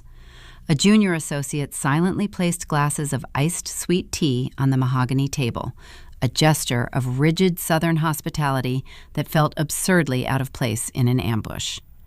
I waited until the associate retreated before I opened the first blue binder. Richard leaned forward, his impatience visibly mounting. His polished exterior was beginning to crack under the strain of the unfamiliar environment. "I am waiting for an explanation, Luna," he stated, his voice adopting the harsh, commanding tone he used to discipline warehouse workers in Stuttgart. "You lured us here under the pretense of a custody settlement. You have 2 minutes to produce my grandson, or we are leaving and my attorney will file the emergency motion by noon." I looked down at the documents resting on the polished wood. The moment I had planned for weeks was finally here. I opened my mouth to deliver the opening statement I had rehearsed 100 times in my apartment. I failed. My voice caught in my throat, emerging as a weak, trembling rasp. I tried to inhale, but my chest felt incredibly tight. The childhood terror of Richard's wrath, the deeply ingrained fear of his booming voice, and his financial punishments surged forward, hijacking my nervous system. I was not a cold, cinematic mastermind executing a flawless corporate takedown. I was a terrified daughter whose hands were shaking so violently that the papers rustled audibly against the table. "We are not here to discuss family court," I managed to say, the tremor in my voice impossible to hide. Richard scoffed, a short, dismissive sound that echoed in the quiet room. He recognized the fear. He fed on it. "You are wasting my time," he sneered, standing up from his leather chair. "Diane, gather your things. We are leaving. This little theatrical display is pathetic." He turned toward the door. I knew if he walked out, the leverage was gone. I had to force him to look at the paperwork. I abandoned the rehearsed speech. "Sit down, Richard," I yelled, my voice breaking the professional silence of the boardroom, fueled by a sudden, desperate surge of adrenaline. "If you walk out that door, your warehouse lease in Stuttgart expires in 3 weeks, and your predatory bridge loans default immediately." Richard froze. His hand hovered inches from the brass handle of the door. The color drained rapidly from his face. He slowly turned around, his eyes locking onto the blue binders sitting in front of me. The confident CEO vanished, replaced by a man who had just realized he was standing on a landmine. He walked back to the table, his movements stiff and cautious, and sat down. "How do you know about my bridge loans?" he asked, his voice dropping to a harsh whisper. "How do you know about the lease renewal?" I took a deep, shuddering breath, forcing my hands to remain flat on the table. 3 years ago, I began, finding a steadier rhythm as the facts replaced the fear. You forced Harper onto the street because you believed Elias was a penniless mechanic who would ruin your social standing. You were wrong. Elias was the direct, estranged heir to the Harrison Dynasty Trust. When he died, the inheritance passed entirely to his unborn son. Diane let out a short, breathless gasp, her hand flying to cover her mouth. She stared at me, her eyes wide with shock, the implications of the Harrison name registering instantly in her country club-conditioned mind. Richard did not gasp. His eyes narrowed, his mind racing to calculate the legal vulnerabilities. "That is impossible," he stated, shaking his head. "The Harrison estate is managed by a private board. Even if the boy is an heir, the assets are locked in probate. A waitress from a diner does not control that kind of capital." "Harper does not control the capital," I replied, sliding the first document across the mahogany surface. "The court sealed the primary assets until Leo reaches majority age. However, the judge granted administrative control over the trust's commercial real estate portfolio. I petitioned the court, and I was granted full legal conservatorship over those specific assets." I pushed the certified court decree toward him. Richard did not touch it. He just stared at the official seal, the reality of his situation beginning to close around his throat. "Your agricultural supply company relies on a central distribution warehouse located on land owned exclusively by the Harrison Trust," I continued, my voice gaining strength. "You are currently seeking a 10-year lease renewal. Without that renewal, the regional banks holding your high-interest bridge loans will not extend your credit line. Your cash flow will collapse within 30 days. Richard's jaw clenched. He recognized the trap. He realized I had access to his most sensitive financial vulnerabilities. "You hacked my corporate ledgers," he accused, his voice rising in anger. "You illegally accessed my internal accounts. I will have you arrested for corporate espionage." "I did not hack anything, Richard," I countered, keeping my tone level. "As the commercial landlord, the trust retains the contractual right to audit the financial stability of any tenant requesting a long-term lease extension. Your accounting department voluntarily sent the encrypted ledgers to my secure terminal on Wednesday. You handed me your books." He slumped back in his chair, the fight draining from his posture. The pieces of the puzzle were rapidly falling into place, constructing a picture of his own demise. "The SEC investigation," he murmured, staring blankly at the far wall. "The anonymous whistleblower rumors. That was you." I nodded slowly. "You spent $50,000 retaining a white-collar defense firm to fight a phantom regulatory probe. You drained your legal reserves, fortifying a defense against an enemy that did not exist, leaving you entirely blind to the actual threat sitting right here on this table." The silence in the boardroom was absolute. Diane sat frozen, her designer handbag forgotten on the floor, watching her husband's empire disintegrate in the span of 5 minutes. Richard looked at the blue binders, his breathing shallow. He was a man who had spent 40 years building a fortress to protect himself from poverty, only to realize he had handed the keys directly to the daughter he had discarded. "What are you going to do?" Richard asked, his voice hollow, stripped of all arrogance. I reached for the final document resting on top of the stack. It was a single sheet of heavy legal paper. I slid it across the polished wood, stopping it directly in front of him. "That is your formal lease termination notice," I stated, leaning back in my chair. "The Harrison Trust is declining your renewal request. You have 30 days to vacate the Stuttgart distribution center." Richard stared at the paper. I watched his eyes scan the text, tracking down to the bottom of the page. I knew exactly what he was looking at. I waited for him to read the signature line. He looked up at me, his face pale and drawn. He had seen my name, signed with full legal authority, acting on behalf of the 3-year-old boy he had demanded be put up for adoption.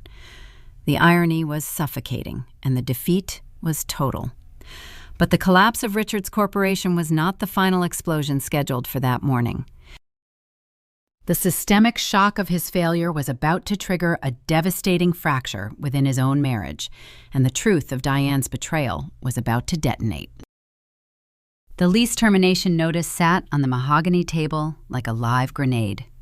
Richard stared at my signature, his chest rising and falling in shallow, erratic breaths. The reality of his impending bankruptcy was settling over him, an invisible, crushing weight that physically altered his posture. He looked older, smaller, stripped of the corporate armor he had worn for decades. The silence in the boardroom stretched, thick and suffocating. It was not broken by Richard. It was broken by Diane. The flawless, curated Southern matriarch sitting next to him began to unravel. Her entire identity was tied to the social standing her husband provided. The impending loss of their wealth meant the loss of her country club memberships, her charity board seats, and her carefully constructed public image. The deep, ingrained shame of public financial failure in the tight-knit Arkansas social circles was a fate she considered worse than death. She turned her gaze from the eviction notice to me, her eyes wide with a desperate, frantic energy. "Luna, you cannot do this," Diane pleaded, her voice rising in pitch, abandoning the quiet, modulated tone she used in polite company. "We are your family. You are punishing us for Richard's mistakes, but I never abandoned you. I always supported you and Harper. I tried to help you when things got hard." I looked at my mother. The sheer audacity of her historical revisionism was staggering. "You supported us," I repeated, my tone icy, locking onto her frantic gaze. "You stood on the porch and watched him throw a pregnant woman onto the street. You ignored us for 3 years while we starved in a cramped apartment." "I came to the diner," Diane interrupted, leaning across the table, her hands flat on the polished wood. "I brought Harper a check for $10,000. I begged her to take the money so she could move to a safer neighborhood.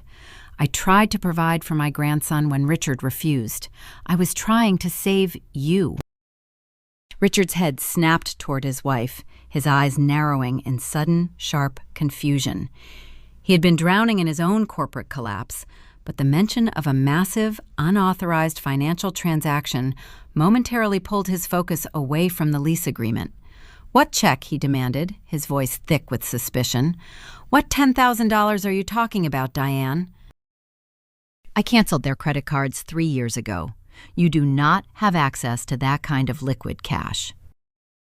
Diane froze. The color rapidly drained from her face.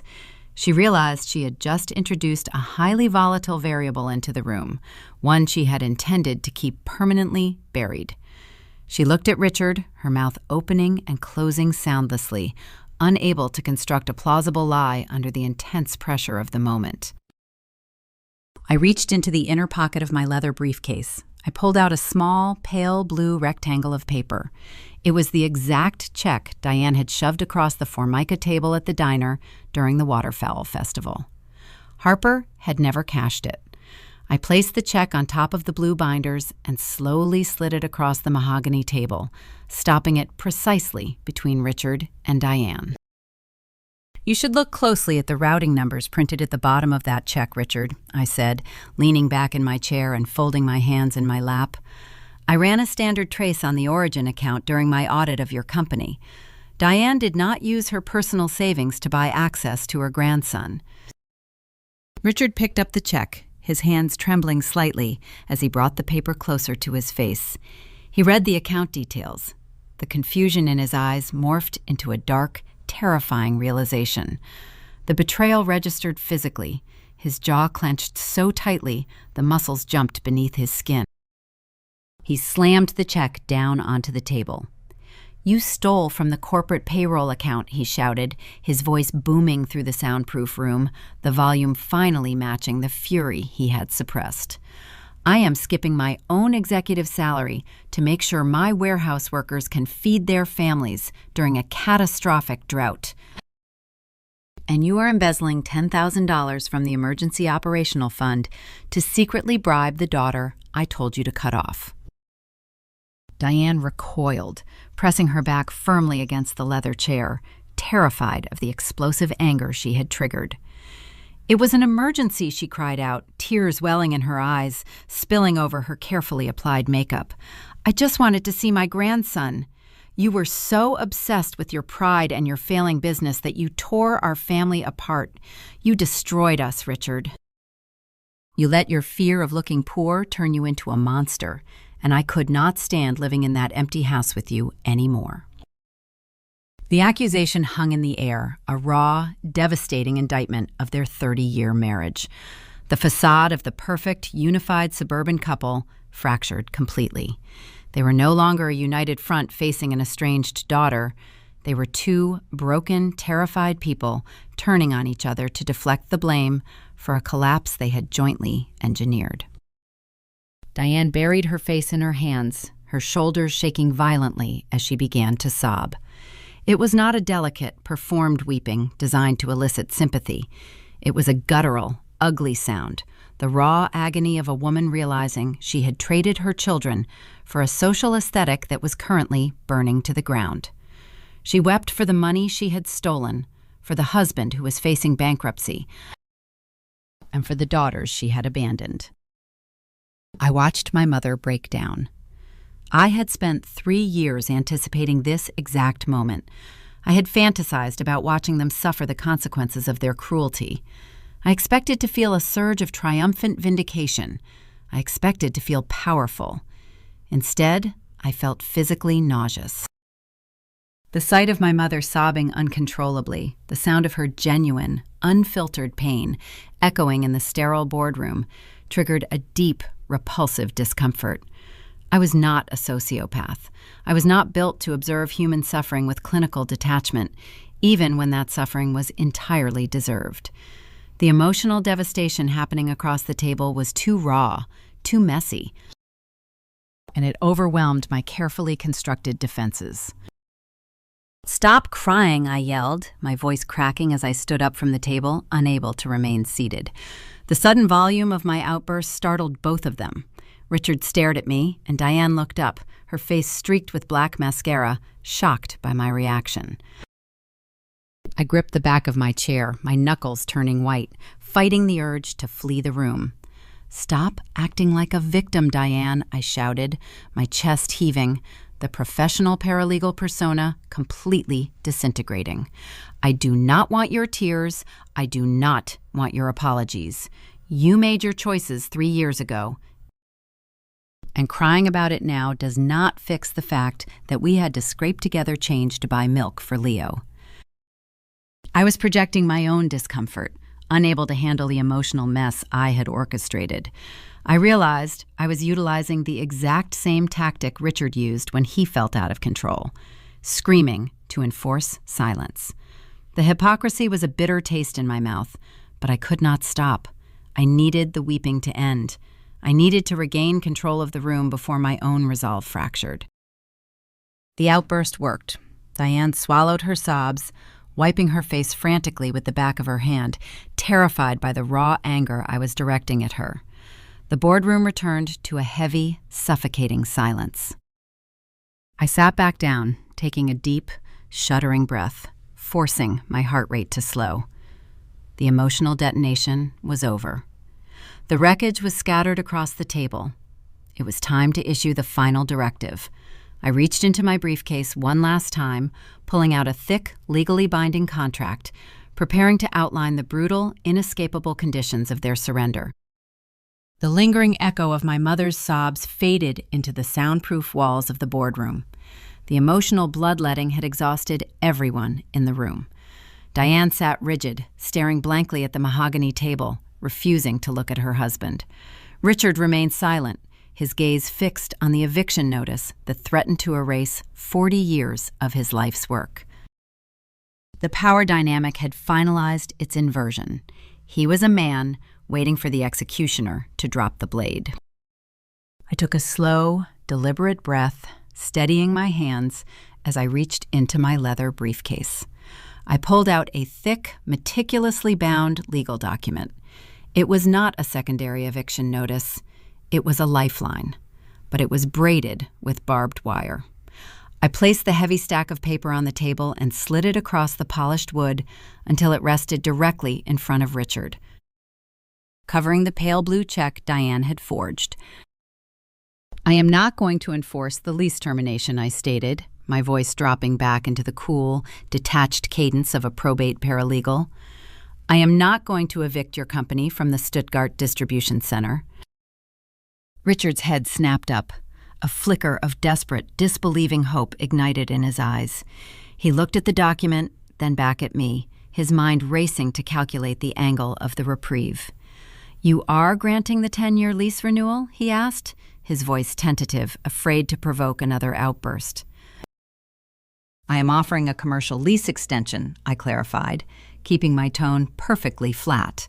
"But the Harrison Trust requires a drastic restructuring of your corporate hierarchy before we agree to secure the land beneath your warehouses. Your financial ledgers demonstrate gross mismanagement. You over-leveraged your assets on predatory bridge loans and failed to maintain adequate cash reserves during a predictable regional drought." Richard opened his mouth to defend his business practices, the instinct of a seasoned CEO rising to the surface, but I raised my hand, silencing him instantly. "You are a bad investment, Richard," I said, repeating the exact words he had hurled at Harper on my sagging wooden porch 3 years ago, the syllables landing with the weight of a physical blow. "And the Harrison Trust does not subsidize bad investments." The color drained from his face as the poetic justice of the phrase registered. The hope in his eyes extinguished, replaced by the grim realization that survival was going to cost him his pride. "That document is a formal agreement for an Arkansas commercial agricultural receivership," I continued, tapping the cover of the contract. "If you sign it, the Harrison Trust will grant the 10-year lease renewal, stabilizing your credit rating and preventing your regional lenders from calling in your loans. Your supply chain will remain operational. Your warehouse employees in Stuttgart will keep their jobs." Richard leaned forward, scanning the first page of the legal brief. "And what are the terms of the receivership?" he asked, his voice hollow. "You step down," I stated, the finality of the condition hanging heavy in the room. "You immediately resign your position as Chief Executive Officer. You forfeit all operational control of the supply company. The Harrison Trust will appoint an independent financial receiver to manage the daily logistics, restructure your debt, and oversee the transport fleets. You will be retained as a silent minority shareholder. You will draw a modest, fixed salary to cover your basic living expenses, but you will never make another executive decision regarding that corporation again." Richard stared at the contract.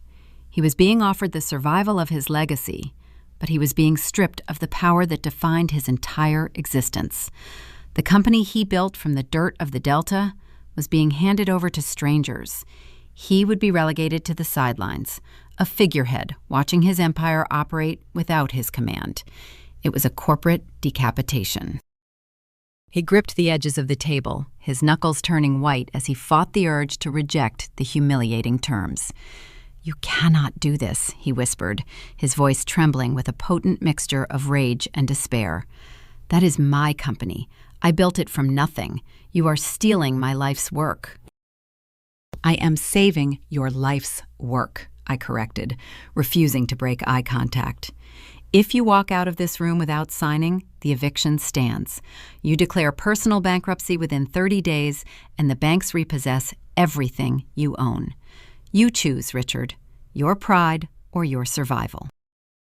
He looked down at the contract, trapped in an impossible dilemma. But the receivership was not the only condition buried within the thick legal document. I had one final mandate to enforce, a boundary designed to permanently shield my sister and my nephew from his reach. "There is a secondary clause attached to the lease renewal," I added, watching his eyes dart back up to my face. "Turn to page 14. Richard flipped through the heavy stock paper, locating the designated section. He read the clause in silence. I watched his jaw clench tightly as the realization of his total defeat settled over him. The clause is mandatory, I explained, driving the final nail into the coffin. In exchange for the commercial lease extension, you will sign a binding legal withdrawal of the grandparent visitation petition you filed in the family court. You will surrender all current and future rights to seek a relationship with Leo Harrison. You will never contact Harper. You will never approach my nephew.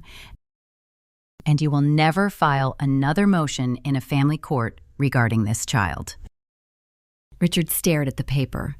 He had initiated the custody lawsuit to secure a verifiable connection to the Harrison name, hoping to use his grandson as collateral to appease his predatory lenders. Now, the actual conservator of the Harrison Trust was demanding he sever that connection permanently in order to save his business.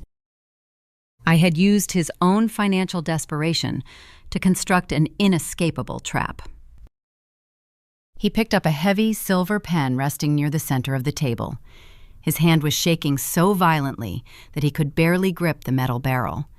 He looked at Diane, perhaps seeking a shred of support or a reason to fight back, but his wife simply stared at the wall, emotionally vacant and entirely broken by her own confessed embezzlement. He was completely isolated. I watched him lower the pen to the signature line of the receivership contract. A wave of physical nausea suddenly washed over me, twisting my stomach into a tight knot. The triumphant satisfaction I had expected to feel was entirely absent. I was looking at a terrified, defeated man signing away his autonomy and his family. I recognized with chilling clarity that I was wielding the exact same tactic of financial extortion he had used against us 3 years ago. I had weaponized capital to force compliance, becoming the very monster I had sworn to destroy. The moral ambiguity of the victory was a bitter, suffocating pill to swallow. But I did not pull the contract back. I needed the boundary secured. Richard pressed the pen against the paper. He signed his name, the jagged, erratic loops betraying his profound devastation.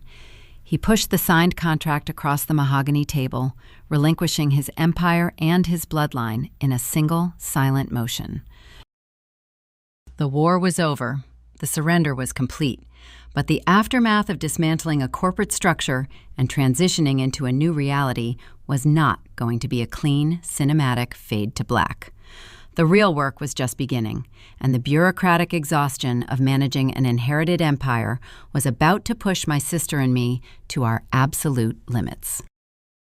The satisfying climax of a revenge narrative usually ends when the villain signs the surrender document. The cameras fade to black as the protagonist walks away from the mahogany table, leaving the shattered antagonist behind. But the reality of corporate receivership and trust administration does not offer a clean cinematic exit. The ink on Richard's signature was barely dry before the agonizing bureaucratic reality of dismantling his empire began. Taking over a failing agricultural supply chain in the Arkansas Delta is not a triumphant parade. It is an administrative nightmare. As the conservator for the Harrison Dynasty Trust, I was suddenly responsible for stabilizing a corporation crippled by predatory bridge loans, neglected transport fleets, and plummeting soybean yields. The transition of power required months of grueling, meticulous labor. I worked 100-hour weeks, fueled by stale coffee and sheer adrenaline, operating out of a temporary office I established in Little Rock. I spent my days locked in hostile negotiations with regional bank managers, restructuring Richard's toxic debt into manageable payment plans secured by the trust's commercial portfolio. I spent my nights auditing maintenance logs for dozens of transport tractors, authorizing emergency repairs to ensure the supply lines remained functional as the winter freeze slowly yielded to the muddy, unpredictable transition of the spring planting season in the Delta. The physical toll was immense. I lost weight. I rarely saw the sun. I was functioning on a ragged edge of exhaustion, terrified that a single administrative error would trigger a default and bankrupt the very company I had just placed into receivership. While I battled the corporate compliance, the poetic justice of Richard's downfall played out quietly in the background. Stripped of his executive salary and forced to live on the modest, fixed income dictated by the receivership contract, he could no longer afford the mortgage on his sprawling, curated estate in Stuttgart. The bank initiated foreclosure proceedings. Richard and Diane were forced to pack their lives into cardboard boxes and vacate the property that had served as the ultimate symbol of their social superiority. The humiliation was absolute. Diane resigned from her charity boards, too ashamed to face the country club peers who had already heard the rumors of her husband's corporate decapitation. They vanished from the high society circles they had spent decades cultivating. With limited capital and a decimated credit score, Richard had very few housing options. He eventually signed a lease on a cramped two-bedroom unit on the outskirts of Little Rock. The irony of his new address was staggering. It was the exact same low-income apartment complex he had cited 3 years ago when he told Harper that a blue-collar mechanic would drag her into poverty. He was now living in the precise environment he had weaponized to justify throwing his pregnant daughter onto the street. The cycle had closed, trapping him in the very nightmare he had spent his life running from. But I had no time to revel in the symmetry of his punishment. The demands of the trust were pushing me toward a dangerous breaking point. The fracture occurred during the second week of April. The Arkansas Department of Finance and Administration required a comprehensive quarterly tax filing for all commercial entities operating under a court-appointed receivership. The documentation was dense, requiring a meticulous reconciliation of Richard's restructured debt and the trust's operational expenditures. The deadline to submit the filing without incurring catastrophic financial penalties was a Friday at 5 in the afternoon. I had been working on the tax ledgers for 3 consecutive days, functioning on less than 4 hours of sleep. My vision was blurring, the numbers swimming across the bright monitor of my laptop. I told myself I just needed to close my eyes for 10 minutes to reset my focus. I rested my forehead against the cool surface of my desk, intending to set a timer on my phone. I woke up to the sound of my phone vibrating violently against the wood. I jerked upright, disoriented, my heart hammering against my ribs. The harsh afternoon light was streaming through the office window. I grabbed the phone, my eyes struggling to focus on the digital clock displayed on the screen. It was 6:30 in the evening. The panic hit me like a physical blow, knocking the breath from my lungs. I had slept for over 4 hours. I had missed the state filing deadline. I stared at the dark screen of my laptop, paralyzed by the magnitude of my failure.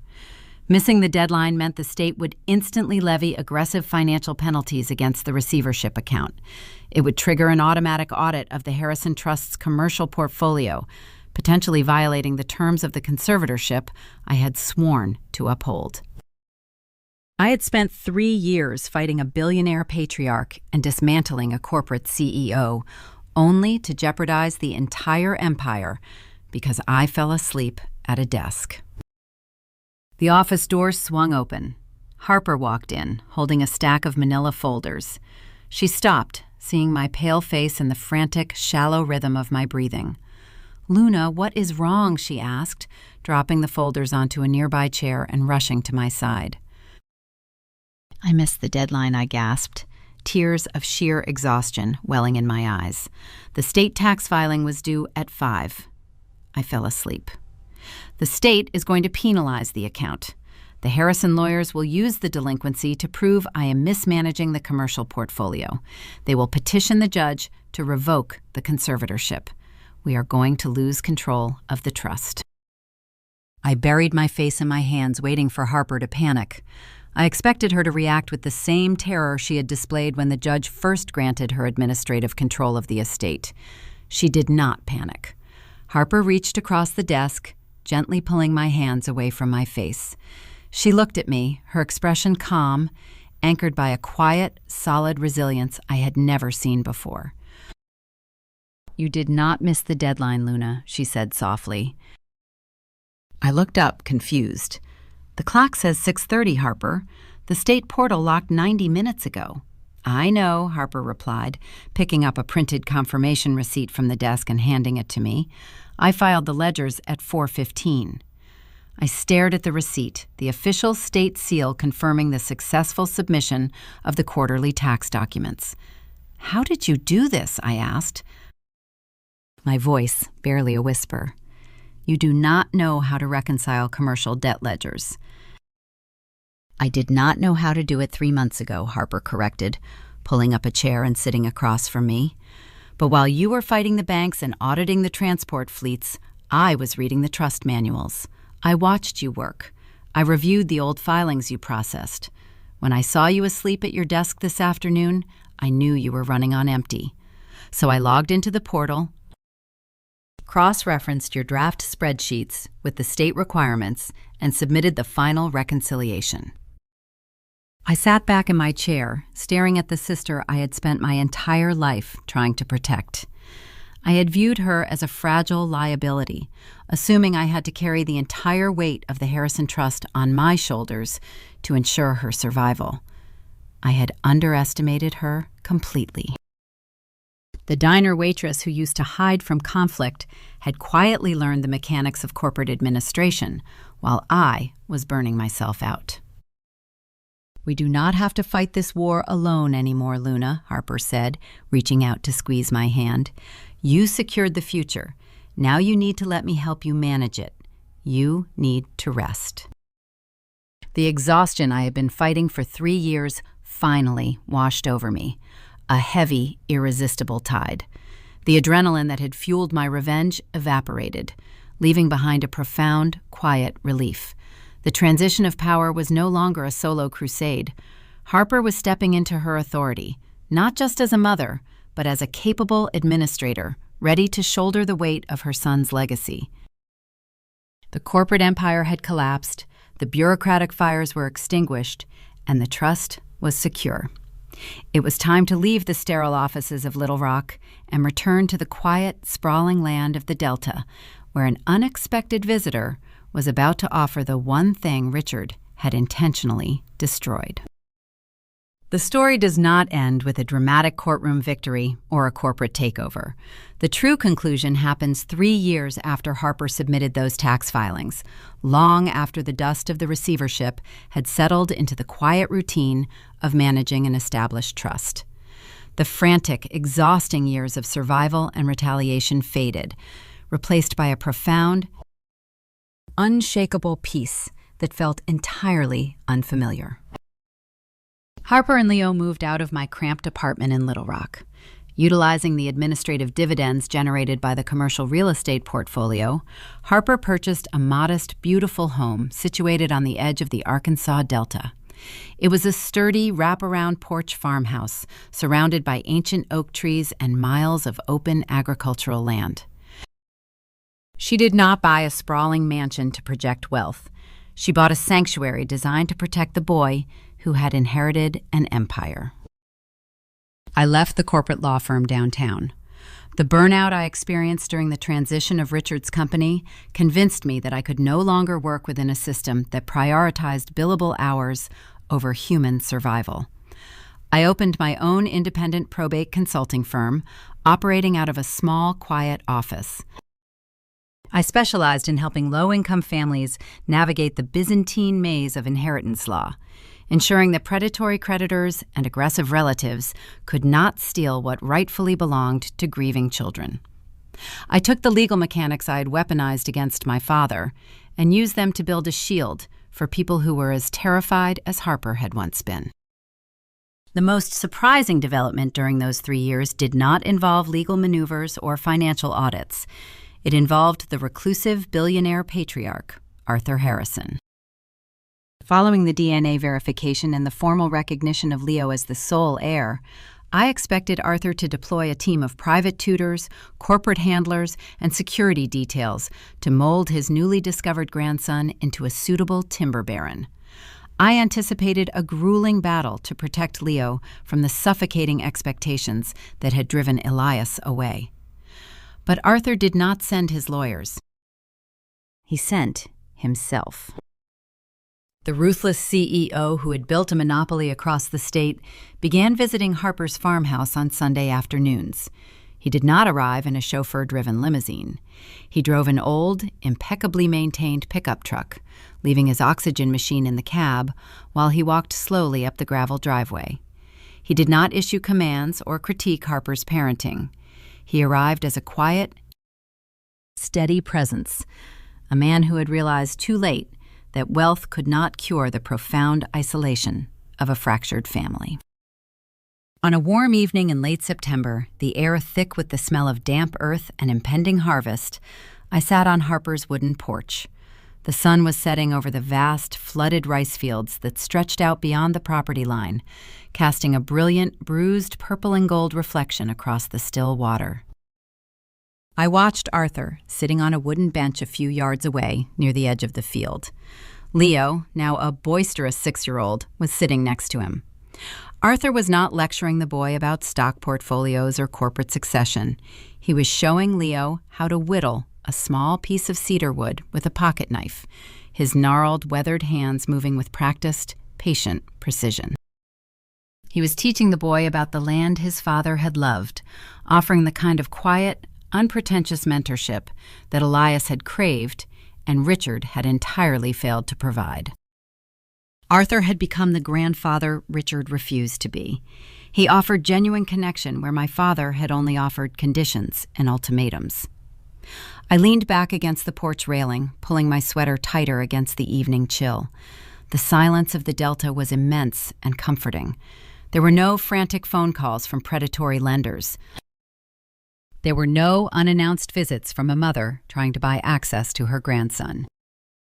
Richard and Diane were entirely absent from our lives. They upheld the terms of the receivership contract, bound by the legal surrender I had engineered in the boardroom. They lived in the low-income apartment complex on the outskirts of Little Rock, existing as ghosts in a city they had once commanded. Every December, a single, sterile Christmas card arrived in Harper's mailbox, bearing their signatures but devoid of any actual message. Harper never opened them. She simply filed them away in a drawer, acknowledging their existence without allowing them entry into her sanctuary. I watched Leo laugh at something Arthur said, the sound carrying clearly across the quiet yard. I had spent years anticipating the moment when my family would be safe, assuming that victory would bring a surge of triumphant joy. I thought dismantling my abusers would make me feel whole. Instead, sitting on the porch as the sky darkened over the rice fields, I felt a sudden, profound sorrow rising in my chest. Tears welled in my eyes, spilling hot and fast down my cheeks. I did not wipe them away.